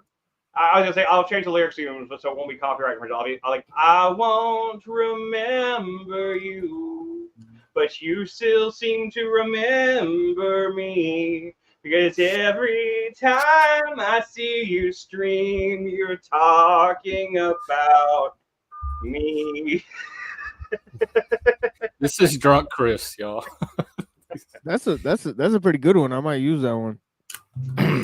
Well, yeah, sometimes they think they quit. Sometimes they might have. We used to do that. I can usually get somebody to leave if I want them gone. We did that when we had the roommates in Vegas. We rarely had to do a formal eviction process. Ooh, you just always left voluntarily. You just take them off the schedule until they realize they weren't welcome anymore. I can just I just know how to make myself very difficult to want to spend a lot of time around, and that's all it took. It's my personality. Man, I remember the first time that happened to me at a job. That's by far the most insulting way to get fired. It's like they don't actually tell you that you're fired, but you go in to get your schedule and you don't have any hours, but you're still on the schedule. And I'm like, I don't have any hours. Am I fired? You're like, no, you're not fired. You just don't have any hours this week. Not on the schedule. Yeah. No, I was still on the schedule, but my name had off on every day. And I was like, I didn't request vacation or anything. Like, what's going on here? And like, they're like, well, we just don't have any hours for you this week. And I was like, oh. But this guy has like 60 hours, and this guy has like 55, and like what, you know, and she was like, I don't know what to tell you. We just didn't have the hours for you. And I was like, oh, I get it. You no need to. Oh, I know how to catch that thing. Pretty much everyone has call-offs, so you could probably catch them in the call-offs and get enough hours back because places like that always have a lot of turnover, so you can catch them. That's not that you could wait that out in 2 weeks, pretty much. Yeah, I probably could have. I was 16 though. I didn't know any better. I was working at a bookstore, and like the week before that, they gave me an impossible task. They gave me the task of removing literally. At first, the task was like, "Oh, we just need you to dust all the bookshelves." I was like, "Okay, no problem." I started dusting, and then as I was dusting, I started going dusting the bookshelves. Well, they gave me a feather duster, so they gave me to do it with a feather duster. They didn't give me pine saw or anything like that. They gave me a feather duster. It's just dust. Yeah, and so I was just feather dusting the front, the front of the bookshelves where the dust was, right, and on the top of the books. And then I got like halfway through the store, and then like the manager's like, "Oh, you've been doing this wrong. You actually have to take every book off the shelf and dust underneath them, and then you'll need to take this polish and polish the things, and then put all the books back. And make sure when you're doing it, you're making sure you re-alphabetize them, make sure they're in the right order at the same time. And I need that done by the end of the day, and this was halfway through the shift. So I'd already done half of the store, and needless to say, this is a job that could not be done in 4 hours. It was not possible. And the next week I had no hours. And she set me up by giving me a job that was not possible to do, and she didn't explain properly. And then she used that as an excuse to give me no hours the next week. So yeah, it was pretty not possible for you to do. Yeah. Okay. Yeah. Maybe you could. You're right, Fred. You're right, Hank. You know what, Hank? You're the man. You could have done it. You're probably the dusting master. I, on the other hand, I can't dust for shit. I'll admit it right now. I am a self-admitted bad duster. Yeah. I can't wash today windows. Today I stayed like 3 hours after the sort to relabel space age bins as part of my project to prevent people from misreading the labels because we scribbled on them. So those kind of projects. Dude, now, I've done that shit before. I've done that shit, but I did that shit at Amazon, dude. I was a problem solver at Amazon, and I'm not to toot my own horn, but I was the shit at that job. Like I ran that department, and that was what got me on management track with Amazon, and that's how I got really part of the company, because I was like the number one problem solver in the district, but it didn't go anywhere because then I hurt my back. So. Yeah, well, I've been on management track for 5 years, and I'm still gonna blue ball them because I'm not a big fan of people. So I'm gonna. You were in a fulfillment warehouse. FedEx warehouse. And I'm gonna keep blue balling them. I'll let my trainees do the paperwork. Do they have a problem solve department though? You're looking at them. Are there? Is you're a problem solver? Is anybody hiring? Yes. Can I do it remotely? You're a problem solver?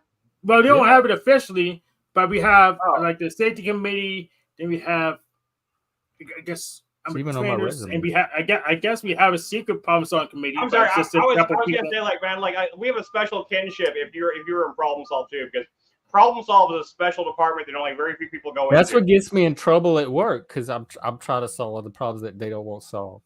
Well, they had us in Amazon. People have their dysfunction for a reason. They don't want someone coming. Yeah. So actually, that's the thing. I don't go for the solution at first.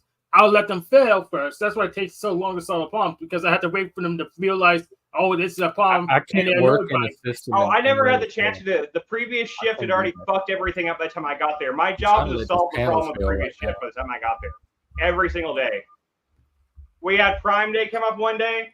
Prime Day came up one year. I walked into like just this line of pallets. Pallets that are stacked about 10 feet high of packages that were all incorrectly labeled, and they were stacked from the problem solve area, which is a rather large area, all the way down to the end of the. And this warehouses are massive. If you've been in one of these warehouses, all the way down to one end of the warehouse and all the way to the other. There were 58 entire pallets that were filled with these things. And it was and they said, like, well, it's on you to get all these out in time, and I fucking did it. Yep. And everybody was like, and nobody thought I could do it. Nobody thought I could do it. Everybody thought it like that it was a fucking joke, and I did that shit. But you know how I did it? I was like, all right, I'll do it. But I'm taking some control here. I kicked everybody out of problem solve I didn't want there. I grabbed people from other departments that I wanted. I swapped them out. I basically just became manager. I took over the building and did what I had, because like it had to be done, and the managers were lost. They had no idea what to do. So I just took over the building. I did everything that had to be done and got it done in time. And then and because of that, like I was promoted within like a week, because they were like, literally, I think they promoted me because they couldn't have me there showing them up anymore. So I made them look so bad. I made them look so bad that they couldn't have me there anymore. So my official title is trainer, and I rarely try to show up people. I'll do stuff and hand it to a random other person. It could be a manager, or it could be just a normal package handler, and I tell them to take credit for them, or just hand the credit to them. When I make a document, I don't write my name on them. Dude, I was a so trainer. I go ahead and pirate off the credit, so make sure I make friends rather than enemies. That was what I got promoted to, was trainer at a different warehouse. I got transferred to a different warehouse as a trainer, and that's my favorite job I ever had at Amazon. Besides my favorite like shit job I ever had was a projectionist. My favorite job I ever had besides that was trainer at Amazon. I loved being a trainer. Which is why I'm not giving it up so quickly. Man, I would if I could even is that the thing? I could do that. I could probably do that if Amazon would actually answer my applications. They're not hiring you anymore. They fired you for a reason. You're not going back to Amazon. They didn't fire me for a reason though. According to them, I quit. You told your whole story. They got you out of there. It was so obviously did not. Well, here's the thing. Know, they don't usually do they usually only do per warehouse restrictions, and that only lasts a year. So just reapply after a year. Then they don't want they're not gonna hire. Oh, yeah, okay, yeah. You know, Frank's right. Hank, I love you, man. You're me and you. We've got warehouse kinship. We know the warehouse game. You know, we got that game going on. Mm-hmm. So I say just to ignore Jeff, reapply. You never know what gets through the system. I applied last week. I never heard back from them. I apply all the time. Well, you have like 3 different Amazon warehouses near you. Oh, no, I have 63 at last count here in Dallas. No, I said 3 different Amazon warehouses. Yeah, we have 63 Amazon warehouses in Dallas. 63 Amazon warehouses in Dallas? Yeah. All right, how many UPS warehouses do you have? I have no idea. I've never counted. All right. At last count, there were 63 Amazon warehouses in Amazon. Amazon in Dallas. Dallas is Amazon's like South regional main distributing hub. So like, I mean, it is like the DFW area overall. If you count in all the suburbs and everything, it is the 6th most populous place in the country. So. Make sure you don't count all the what's that called? Whole food stores. No, they aren't counted. No, just the warehouses. Okay. Try UPS then. I applied for UPS. UPS, I don't know. They never responded. I think they took my I think they took my Amazon experience as a mark against me, actually. No, it would. I don't know. I don't think it would. It doesn't make sense to me either. Like I've applied to so many warehouses, but I can't do a lot of warehouse jobs. It's a conspiracy, you know that. I can't stand for long periods of time. So like it kind of bars me from most. The only thing I could do at Amazon would be a trainer, because trainer does not require you to stand. You can sit in a chair and do that job. I could be a trainer, but they never hire for it. And I've applied, anytime they haven't hired for it, I've applied and I've got no response. So. Oh yeah, our trainers can't sit. You'd probably be a splitter though. But I think Amazon also splits. What's a splitter? Yeah. I don't know that. So when your warehouse is really old and doesn't have the proper sorting tech, you have people stand on sort slides and sort splits to send the packages to the right belt. So it's a thing you see in older warehouses. Yeah, you probably won't see them in an Amazon warehouse, but you may see them in FedEx or UPS warehouse because they usually have older warehouses. Yeah, I don't know how well that will work out for me with like the vertigo, but like that sounds interesting. But anyway. Mm-hmm. But yeah, no, man. Like I mean, like I didn't. Don't get me wrong. Amazon's an evil company. They are. Like they actually, weirdly enough, even though Jeff Bezos looks like Lex Luthor and shit, it was a better company when Bezos ran it. When Bezos was actually CEO, I got personal emails from Jeff Bezos more than once. Now, every email, Jeff Bezos only ever sent one email to any person. There was only ever one email. There was an attachment and a question mark. That was the only thing that Jeff Bezos ever sent anyone. that was below like corporate level. But but just about everybody in our department at one point got a personal email from Jeff Bezos asking what was this, and we would respond to him, and he'd never respond back, and that would go away. But whenever but after he left, like that kind of stuff stopped. Like there was nobody at the top that gave a shit anymore. And like it wasn't much, but it did show that there was somebody up there at the very top of the chain that gave a shit about what was going on in the lower half of the company, and I think that meant something. And whenever he left, and the corporate suits took over, the place really it became a much different beast. It was much less. I don't know. It just the vibe changed like instantly. It was actually a better place when the pay was lower even. Whenever they made everyone's pay $15 an hour, and it was $15 flat, and you could get no raises. There was no incentive to try to move up unless you were making a massive move, a massive promotion up. Before that, there was like quarterly raises and shit like that. They got rid of all that whenever Bernie Sanders came down like this is like, oh, Amazon should pay everybody $15 an hour, and Jeff Bezos caved to that. Whenever he did to that, he took away stock options, he took away raises, he took away all that shit, and it really ruined the morale of the warehouse. Really, no. Even though everyone got paid more, they got paid marginally more. They got paid like $2 an hour more, but still. That's the end of rant. We're gonna go get a Survivor started. Me and Frank. Survivor. So time to survive. Yes, time to go start surviving. And then tonight, everybody don't miss it. 8 p.m. Central. Me and what's his name? Barnabas, Midlife Bro Logic. Yeah, we're gonna talk about Men on film, Baby Reindeer. A really depressing. I will be there with antlers on.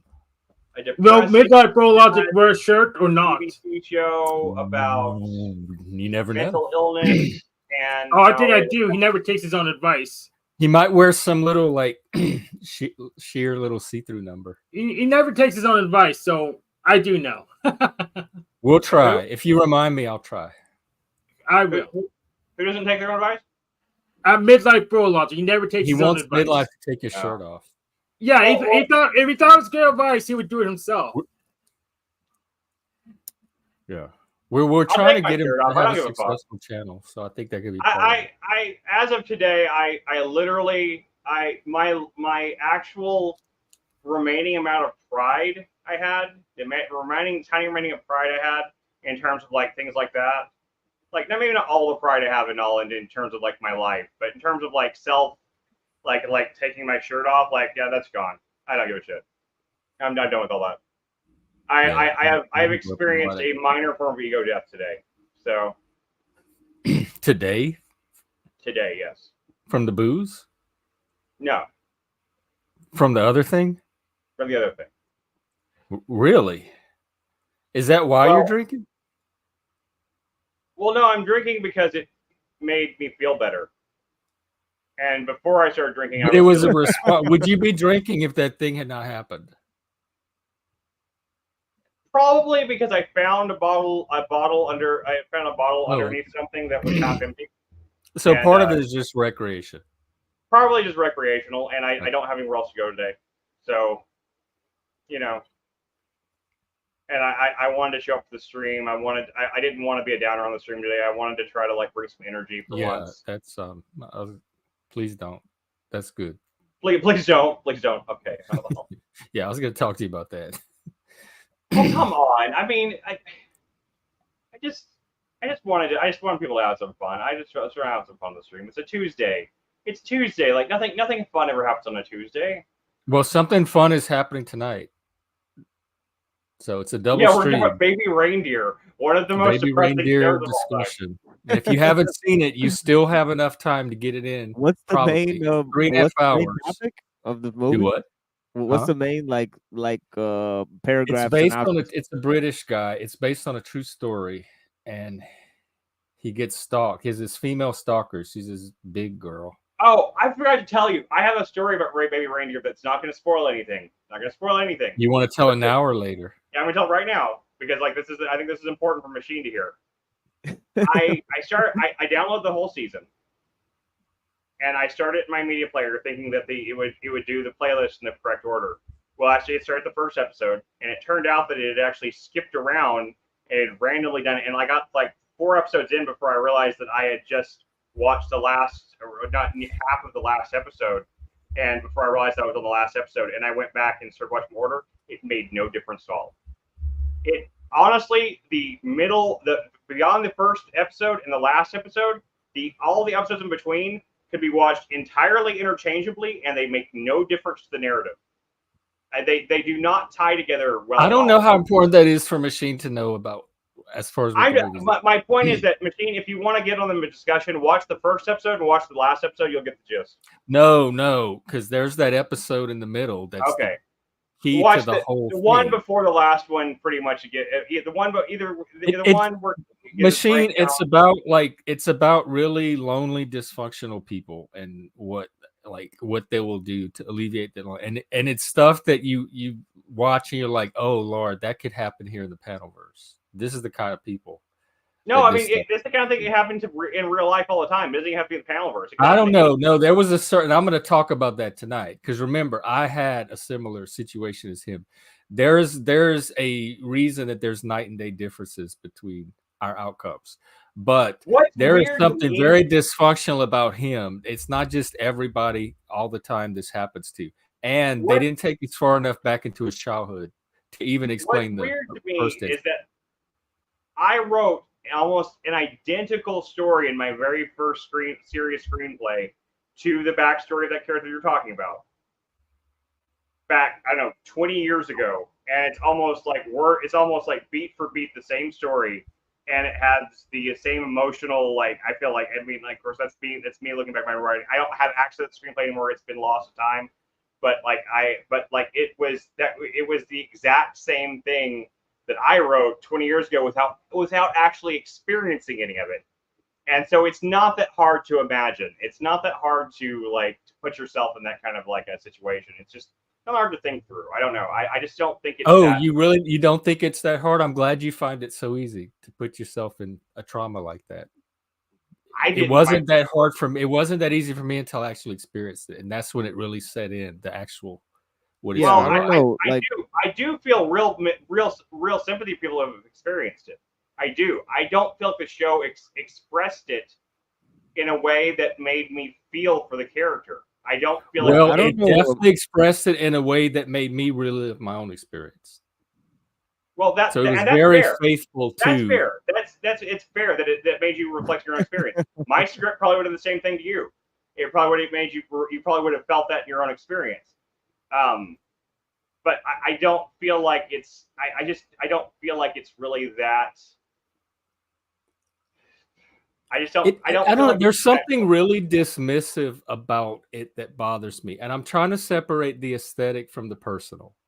Even aesthetically, it is the core. You could not have the show without it. So to even be dismissive of it on an artistic level makes no sense to me. Aesthetically, I did not have a problem with it aesthetically. I think aesthetically it's beautiful. Well, that's all I've heard you complain about is the structure and the aesthetic design of it.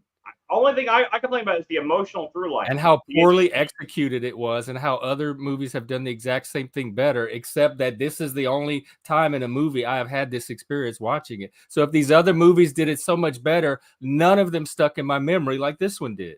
Well, and that's subjective. Every person's gonna have a different experience, man.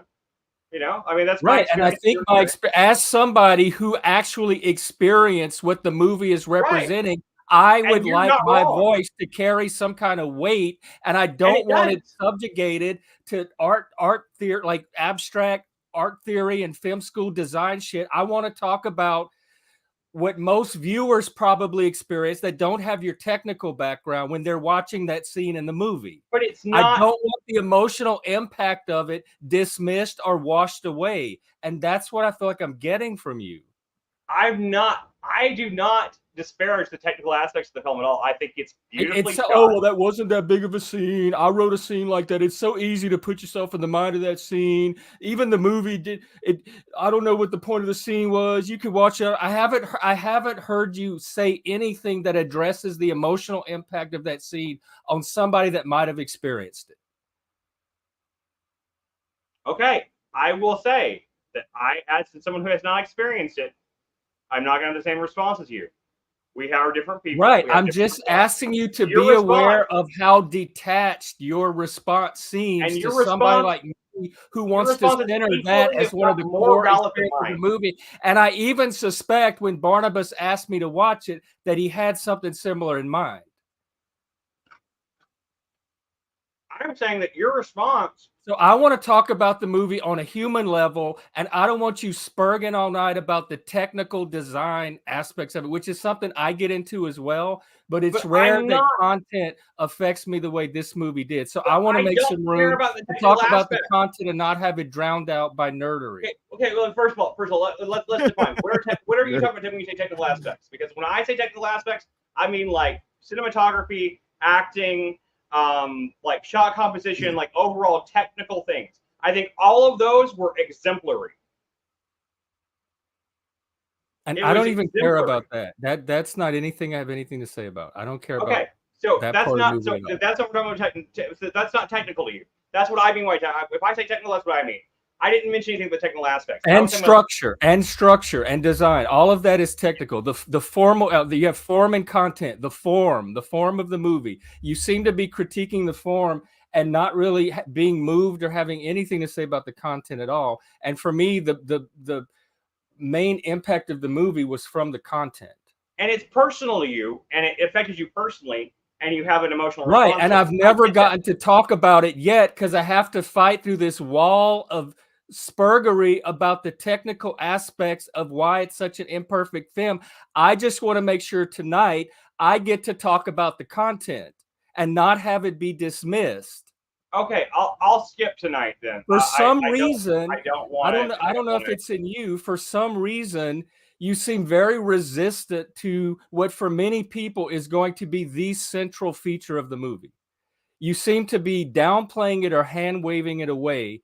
And it looks like maybe there's a reason. I don't know. It's just odd that you're not letting people center that part of the movie, and that you yourself is not totally seeing. You can totally center I that haven't been able to yet. I haven't been able to yet. Every single conversation that you've been involved in has been swamped with your Spurg film school takes. What the fuck? I'm not saying they don't have a place. I'm saying nobody has gotten to talk about what most people are going to respond to about this show. And I want that to be the center of the discussion. The nerd stuff we can put on Patreon. We could do a separate stream on. I don't want it to be the whole stream tonight. I won't join. Jeff, all I can say is I love you and I respect you. I respect your opinion of it. And I'm not trying to take away from that at all. I have a different opinion of you. And it doesn't take anything away from I know, and we've heard it. It's been Chris's opinion from the start. I'm asking that you let somebody else have an opinion and not cut into it with all of this stuff you're doing now. How is it my Just opinion? take a back seat sometimes and let other people talk about other parts of the show. Okay, fine. You haven't really talked about it. We barely mentioned it. The conversation a single time today yet. It's all been what you thought about the movie and defending why you should talk about what you thought about the movie. I'm having to fight right now just to claim. Dude, you are being overly emotional. I don't even want to talk about it right now. Overly emotional about right now a to set up show. a chance to talk about it tonight. You're being overly emotional about a TV show. I'm not going to join tonight because I don't want to get in the way of your discussion. But you're being overly emotional about a TV show. You really are. Chris, do not come on here and police my emotionality, especially you. I am being emotional too. You're policing my emotionality. You're policing my emotions and my opinions. You're saying that my opinions aren't allowed. That's not your emotionality. Yes, it is. That is worked up. I'm getting a lack of emotion like that. What the fuck is wrong with you? You have never been through an experience like that. Don't tell me how to feel or when I'm too emotional about it. I'm not telling you how to feel. You just told me I was being too emotional. That's policing my feelings. About a TV show. It's not about just the fucking TV show. Do you know about the scene we're talking about? Yes, You I know think the thing that's we're talking just a about. TV I show don't to know some about your people? past experience like that. I don't know anything about that about you. You've never told me anything about that. I'm I have telling no you about idea. it. I'm No, you telling didn't. you about it. And this Okay, is you're how telling you're me about it fucking now. reacting. You're telling me about it now. You're telling me I'm too emotional. Yes, I'm saying let's talk like calm, rational people and not yell. I want to talk however the fuck I want to talk. If you don't Okay, like fine. it, get the fuck out. Dude, I am not trying to have an argument with you about this. All I was Don't just saying, tell people how to feel or how to talk about something that sensitive. Don't put constraints or restrictions on it. whenever I present something to you that is important to me and that might have emotional experience to me, and you treat it with disdain, with sarcasm, with dismissiveness, with just like you laugh at it, you mock me in many ways. I have in every case come back and said, you know what? I was acting emotional. I was being overly emotional about that. I was getting too upset. I'm simply trying to point out that you are having an extreme reaction to me simply saying that I didn't get the same thing out of it other people did. It's not extreme for me. If it's extreme for you, you're invited to take yourself away from it. It's not extreme for me. Not about this topic. Okay, well that's fine. And what's an example? I didn't realize I was doing this to you. I didn't realize I was mocking you and whatever. Yeah, and we've talked about it before. What's an example of that? You've done it many, many times. We only talked about it the one time, but you've done it many, many times. You've been extremely this was news to me. Well, I didn't mean to. I was trying to calmly point out that you're getting extremely upset about a TV show. According to you, I don't care how upset you think I'm getting. I'm allowed to be as upset as I want to be. Okay. If you don't like it, just get off the stream. What do you want me to do? Like change my emotion level just because you don't like it, or you think it's too something? I'm tired of having my emotions policed. You know, I get it all the fucking time. I made the mistake. I have made the mistake of thinking that I was the co-host of the show, and maybe that's my mistake. I am not trying to take over your show. I'm not trying to take your show away from you. I'm not trying to police your emotions. I'm not trying to tell you how to feel. I was simply trying to talk as friends and be like, dude, I never said any of that. Where did that come from? I never said a single thing about you taking the show. Well, that's how it's coming off. It's coming off. It's coming off like I'm policing your show. I'm taking your show. I said the emotions you said over and over and over. I'm too emotional. I'm over emotional. I'm too worked up. I am talking about you policing my emotion level and it not being at the right level for you or something, and you wanting me to do something about it. I said one time. If it's not good enough for you, then get away from it. That's all I can offer you. This is the emotion I'm having. This is a very sensitive topic. I'm going to have whatever emotion comes up when I'm discussing it because I'm reliving it in my mind too. If you're not sensitive to that, or if you're bothered by that, the best thing for you to do is to just put some distance right now. Okay. It's okay. It's fine. And I think the same thing can be said true of like whenever Lib reacted and when you kicked him, I don't think that he was being. I think he was simply reacting emotionally. You know what? I have offered to talk to Lib. He's not interested, and he has his version of what happened. He does not care about reality. He is one of my best friends, and he's one of my favorite people to have on the panel. And you kicked him, and I completely disagreed with what you did with that. And you didn't even. Well, I'm willing to have a talk about it, and you and I were supposed to talk about it when you got back from Texarkana. So if you want to talk about it today, we can. That's fine. I just feel like you're taking this all way too personally because I wasn't directing anything at you or your reaction. Chris, listen to me. Chris, no, please listen to me very closely because it applies to the Lib situation too. I take very personally anybody who polices my emotions or tone polices. Lib was tone policing that day. That was one of the things he was doing. He was also scapegoating. I take that personally, and I take having my emotions policed personally, especially around a topic like what comes out in this movie, which I might as well tell the audience is sexual assault. This is my point. This is my point. Before you make that point right now, before you make that point, let me say this is my point. you're right. And if this is the Jeff show, and this is the Jeff show, and that's what the Jeff show is, and therefore it's your show, and therefore you're right, you're allowed to have those responses, that is fine. However, you do the same policing to other people that you claim that they do, that you see them doing to you. You do that same tone asked policing. for examples, so I've given you I've examples. asked Lib, I've asked you, so I'm willing to look at anything. You know me, Chris. I'm willing to have a conversation about anything. I'm willing to look at anything. Oftentimes, I swallow my pride and let it go most of the time because it's not worth it. I don't of them stick in your memory at all. It's not worth me holding on to. Holding on to that kind of. I didn't know it was happening. I didn't know this was built up like it was. And Lib said the same thing. To me, what happened with Lib was something so new and out of the ordinary. That's because why we don't it was. see it as Hey, please let me threatening a finish. friendship. Please let me finish.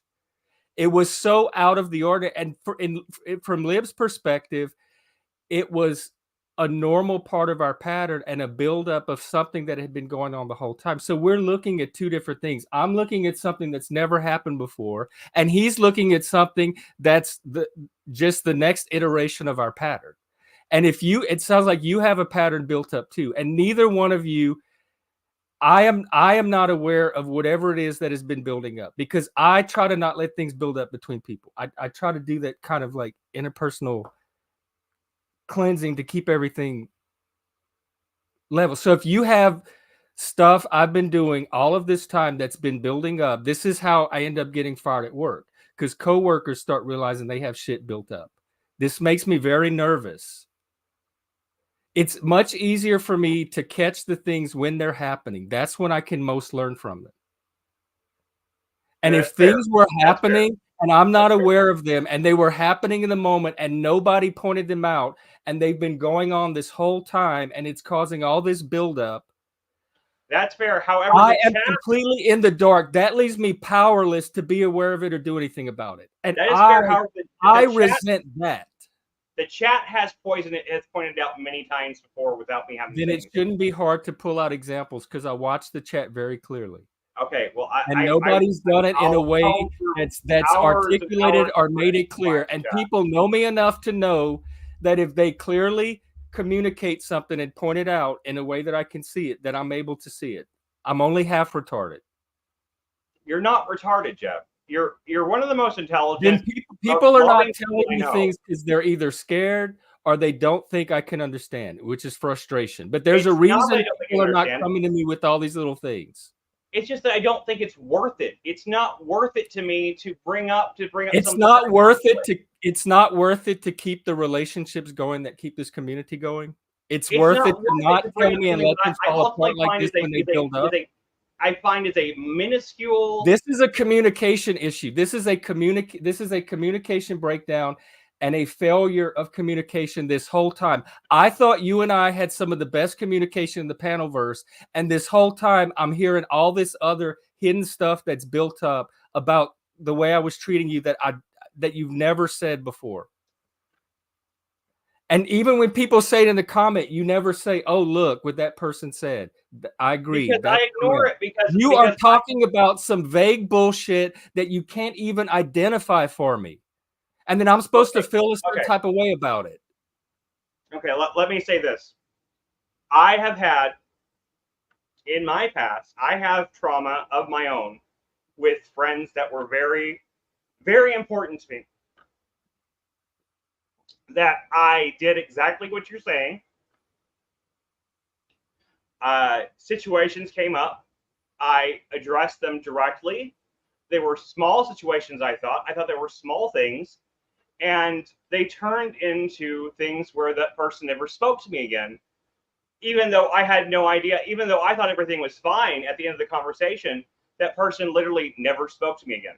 And it's happened to me on several occasions. Not just several, I would say probably over a dozen. People that were like brothers to me or sisters. And so whenever I see those kind of things happen, unless it's something that is deeply deeply offensive or something that's deeply hurtful in my life, and sometimes even when it has been deeply hurtful in my life, I learned over time to keep my mouth shut and swallow my pride and try to be the bigger man and deal with it and not bring it up, because unless it's causing a constant issue, unless it's a constant issue that keeps coming up over and over again, then at that point it has to be dealt with, and that usually ends the friendship as well. That's But what it sounds like it is. Apparently, it is something that comes up over and over again. it's never been, but it's not been consistent. It's been at various times. I mean, we stream every day. We stream every day. So like we're talking about hundreds of hours of footage. Okay, we're at hundreds of hours of conversations, and so you're talking about like a lot of time that those instances are split out between. But there's enough of it to be a problem to bring up right now, and Lib also brought up. So here's the thing. I do not like being the problem child or the antagonist or in that role. I've spent my whole life in that role. I have a strong aversion to it. And my instinct is when I'm in that role. And please, Chris, you have to let me finish. You have, please. I need to take myself out of this role. I did not know I was affecting you like you described. I had no clue. I thought we were getting along fine. I thought we were a strong team. I thought we were collaborating very well. I did not know there was all this other stuff that was affecting you. Now that I know that, I need to take myself out of the situation because I refuse to be anybody's problem child. Same with Lib. I did not know. That thing that happened with Lib, let me finish. That thing that happened with Lib would have happened with anybody. It was not personal to Lib. Anybody that scapegoated me or tone policed me that day would have probably gotten taken off of the panel. So for Lib, it was part of that buildup that he has just like you have. And I don't want to play that role in somebody's life.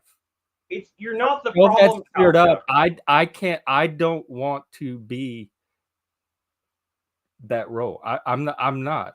I refuse. I've left jobs because of this. I've left friendships. I've left relationships. Anybody that has me in that role, if they can't resolve it like a mature psychological adult and get back on a like equal level, then I'm the one that needs to take myself out of that little transactional arrangement.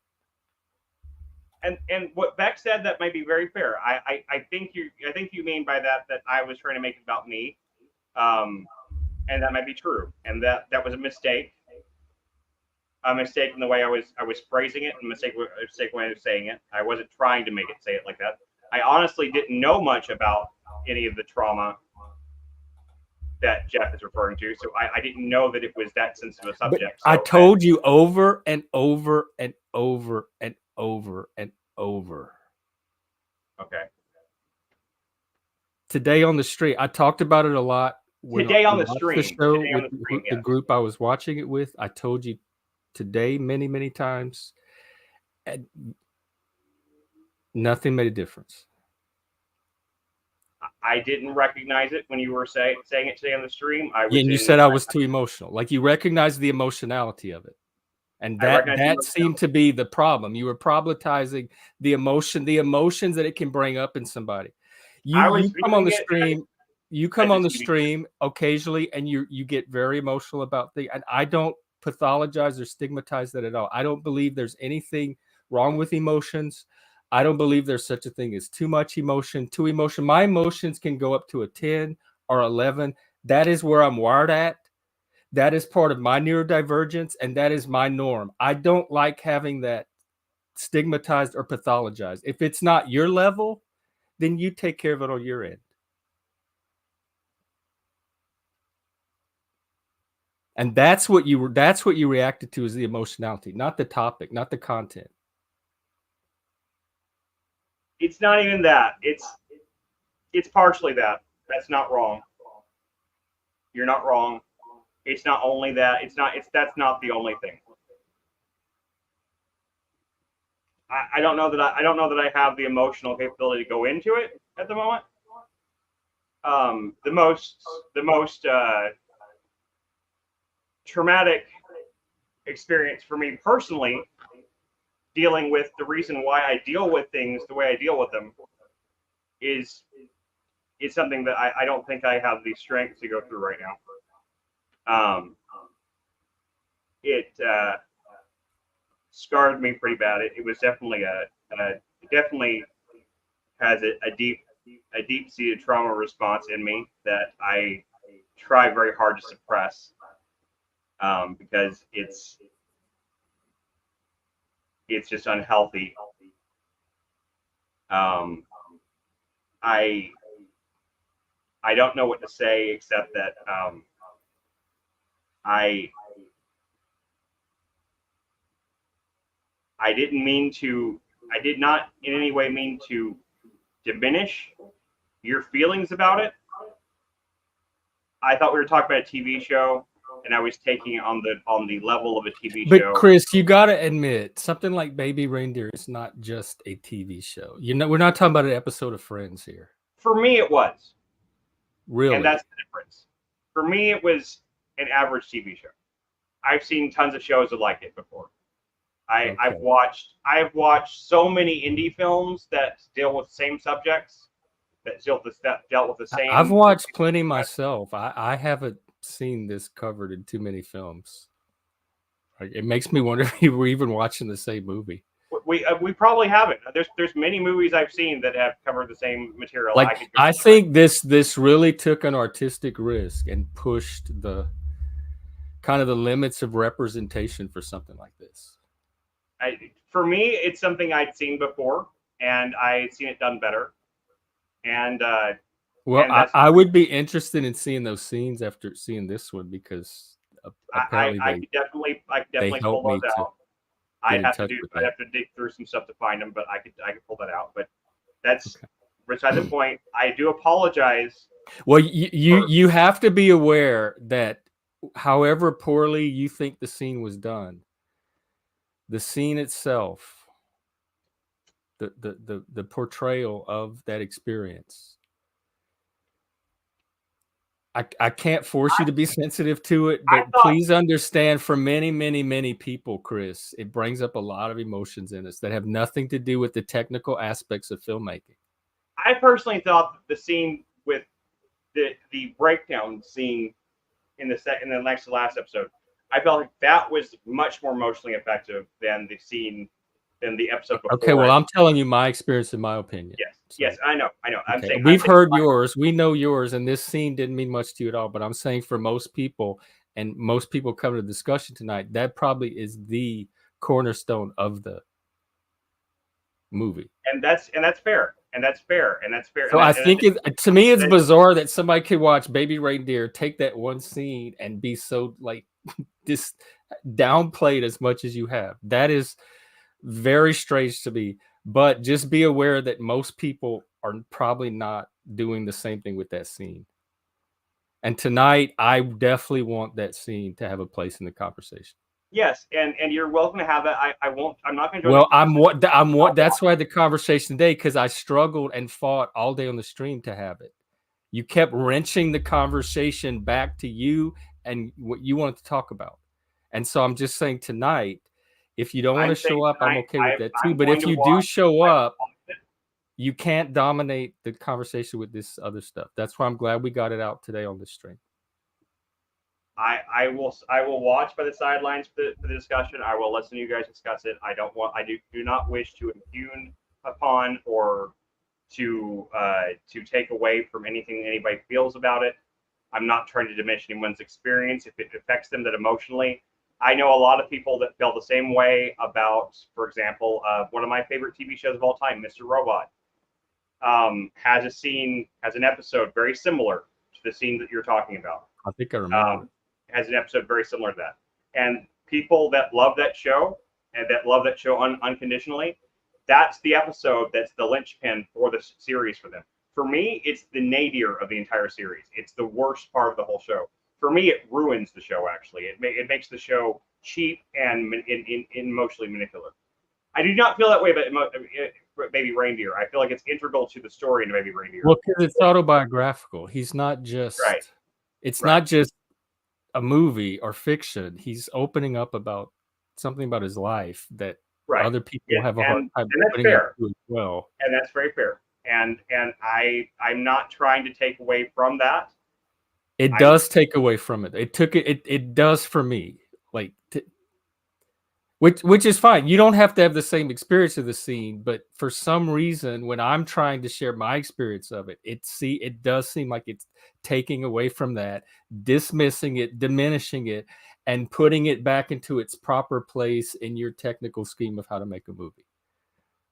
Okay, and that's fair. I don't in any way or shape or form intend to take away from your emotional response to something that for me, it was something that I felt like I've seen done, and I've seen it done better. I didn't mean to. Okay, well, that's one way of taking away from it. Another way is telling someone that they're too emotional when they're having those emotions. That's another way of taking. So if you didn't mean to, that's two ways you've already. And that is something that happened in the heat of the moment. So in the future, when you don't want to take away from someone, those are two things you can just stop doing right away. Okay, and this is but this is partly what I'm talking about, Jeff. And I take that to heart, and I take that and I take it seriously when you say it to me. But at the same time, understand that is the same thing. That was one of the things you were talking about when dismissed. That is tone policing. That is you telling me that my tone is. I didn't say a word about your tone. But that's what you're talking about. I didn't say anything about your tone. But that's what you're talking about, though. I'm saying you just said that you didn't intend to do ABC, and I'm saying, well, you did ABC anyway, and here's specifically why you did ABC. So in the future, if you're ever in a situation we don't want to do ABC, here are some things you can do to not do that. How is that about your tone? I'm trying to give you practical advice to do what you say you were trying to do. Okay, fair enough. Fair enough. But it's still one of those things that's like putting a rift between us or wall between us or something. It doesn't have to be, and it's probably not going to stop. So if that's what you're talking about, and that's just part of my personality, it doesn't need to be that. And I don't believe it is that. As long as you can understand that, like, the reason I don't bring up every little instance is because, like I said, I have had, like I said, not just a couple, but dozens of relationships that with men and women that were very close to me that were ruined, like absolutely, like where like they stopped speaking to me, even though I didn't even know that I had done anything to upset them. They told me everything was fine at the end of it, and they never spoke to me again. On numerous occasions. The reason I have a problem with it is it cuts me out of being part of the solution, and it keeps the problem ongoing. Like, so you have this problem with me. You don't tell me about it. It goes on for months and months and months. It's affecting our working relationship. Sure, and that's but fair. by not telling me about it, it prevents me from being part of the solution. And that's fair. And it keeps me like I'm the problem, but it keeps me being the problem, and I have no opportunity to figure out, like, maybe there's a way to have it not be a problem. And that's fair, and that's on me. That is on me, 100% on me. It's on me, and it's not your fault that I went through those things, that I have trauma, that keeps me from expressing everything I feel all the time. I sometimes hold a lot of things back because of a fear of losing things, of losing friendships and friends that I care about deeply, due to what I feel are inconsequential small things anymore. As I've gotten older, as I've gotten in my 40s now, most of this happened whenever I was in my 20s and 30s, and as I've got especially after spending so long isolated, where I had no friends, I had no one to talk to. The idea of losing that it's such a painful idea that I keep it to myself. I don't express it because I don't want to. I don't want to ruin a friendship over something that I ultimately think is inconsequential or ultimately is And I don't want to be in a friendship where I'm the bad guy and the problem child, making everybody miserable all the time, and I don't even realize it. And people are just silently adjusting to me. That puts me in a different. No, that's not an equal level friendship. That's not it at all. Every relationship has some degree of give and take. Every relationship has a degree of things you accept about people, or say things that are things that you might have problems with. If you don't accept certain things about people, then you don't. This is it's not something you can just accept, because it's obviously become a problem. So just accepting it didn't work. It didn't work for you. It didn't work for Lib. Sure. And it's not a strategy I would advise in general for people to just tolerate things that bother you, because eventually they will build up. Like, nobody has that level of tolerance long term.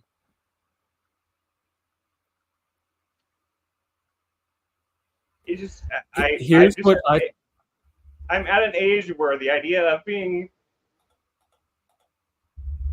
outside of my immediate family, being essentially alone, is very difficult for me to handle. Well, here's what I think we should do. Let's wind it down today. We have a couple hours to have the stream tonight. There's going to be Survivor in the Discord. You can start something if you want. And we'll just give it a break for today.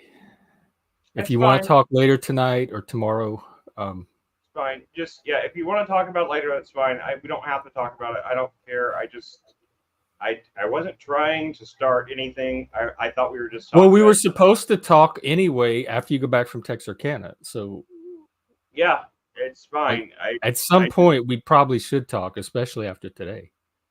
Right. I never intended to cause this degree of animosity or conflict. I was completely trying. I just thought we were. It's not conflict. It sounds like I'm the conflict. I'm aware of something I wasn't aware of before. No, it's me too. I'm the one that instigated the conflict. Right? How can you say that you're the conflict whenever I'm the one? No, I'm talking about like all the stuff that I've been doing that's been building up. But apparently, I'm the one that's doing stuff that's caused that has brought up that conflict in the first place. So it's not just you. It's a two-way street. I don't have an issue. I tell you when I have issues with you. I tell you when you show up on the stream depressed or drunk or like just checked out. I tell you all that. You get instant direct feedback. So you know at any moment where you stand. Okay, I guess I don't have an issue with you that's built up. That's good. I don't have an issue with Lib. I do now that I know that he has stuff that's built up that I wasn't aware of. But I didn't have an issue with you or Lib until I found out that there was all this stuff built up. And now the issue is me being the person that's building up all that stuff in both of you and not knowing it. That's my only issue now. But I don't have an issue with you that's built up, other than stuff we've already talked about before.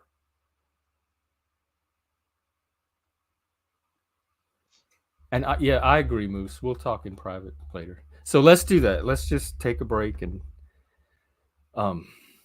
wrap it up for today. I don't even know if Machine is still here. Are you still there, Machine? No, yeah. I was basically just gonna say what Moose said, that definitely you guys, when you guys get into your mode and talk to each other, honestly in private, it'll probably resolve a lot of the shit. But yeah, it's just like the tension of just being on this call. Yeah. All right. Well, I have to say, Max, that's kind of a. I feel like that. I don't know. I feel like that's kind of pointed at me. Well, y'all could talk about that in the Discord too. I didn't even know that the show went in. There's a probably much lower probability that I'll watch the show at this point because Moves just right. There's so much like, yeah, there's so much butt sex already on Netflix. It's like, good lord, dude. You know, it's like a lot of the shows, like they'll show like a dude getting out of bed, but they won't show the female. Like it's like they'll show like her cleavage, like there's more man ass than there is cleavage. Oh yeah, I had a roommate that said that too. He's like, "There's too much man ass on TV these days." Yeah, it's fucking weird. It's like, what happened to where you could just go whole man ass, but you can't show cleavage? It's so weird. It's like, And what? of all the people to start that trend was Dennis Franz on NYPD. Who the hell ever needs to see Dennis Franz's ass? And what's weirder is that like they have like no hair on their ass, so you could tell like they shaved their ass so that they could do this scene. Like it's fucking creepy. Like it's like these people shave their whole bodies down and then Yeah, show their ass. manscaping. It's a thing. Yeah, that's. Do you remember? Do you remember National Lampoon's Loaded Weapon 1? And there was like a scene where like there was a scene after like Charlie Sheen's character has sex with whoever. And then there's like this shot where he's like walking like with just his butt is just shining in the moonlight, and it says underneath obligatory butt in the moonlight shot. Like, you remember that? I don't know. I watched the movie too much as a kid. Yeah. Okay. I'm gonna go. I might go stream some Beat Saber or something, and I'll work out some issues by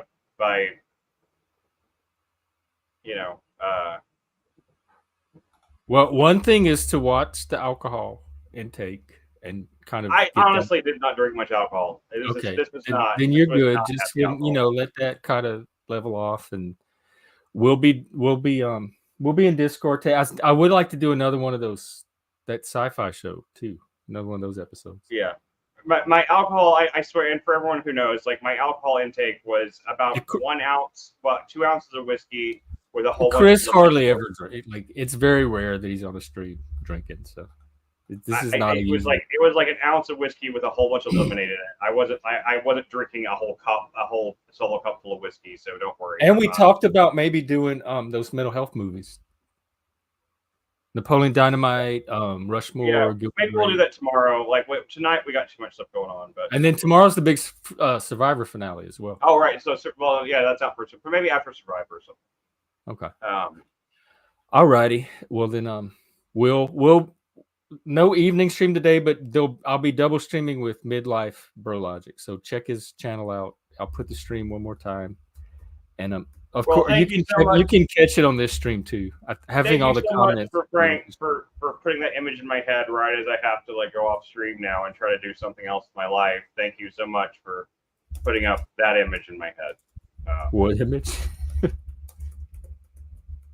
I have been here drunk and naked.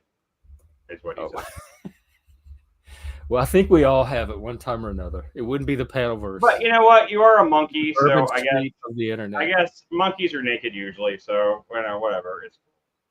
Yeah, Cynthia, you're gonna Cynthia's gonna be there too, and we'll probably end up doing an open panel at the end. Yeah, so Cynthia, please message me. I really need to ask you a question. And anyway, I'm going off. Bye.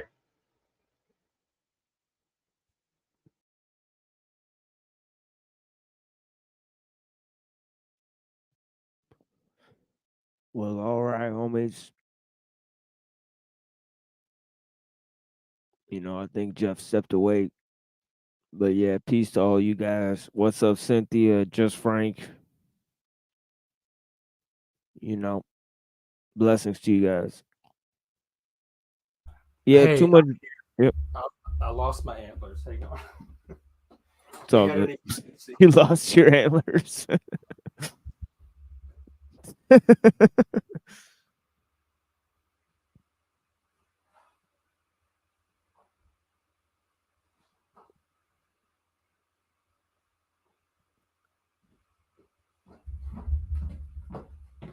All right. I'm here. I thought I'd bring a little humor to your day at the very last minute. Hey, Brownsport, Lanza. This is what was happening while Chris and I were having our very impassioned discussion. This is my lunch. Oh, what is that? So What was that supposed to be? it was supposed to be. It is black. It's not even. Yeah, dude, yeah, That's what happens when two ADHD people start locking horns. So I'm gonna go start another one and meet Frank in the Discord for Survivor. Well, I'm sorry for your loss, my friend. But yeah, Oh, you it's know. okay. There's more where that came from. Yeah. All right. Well, I'm gonna wrap it up. So it's Yeah, good to see you. blessings. Yeah, sure. I'll be back soon. Yeah, Okay, thanks for cool. talking to me, brother. Yeah, blessings. Sounds good. Take care.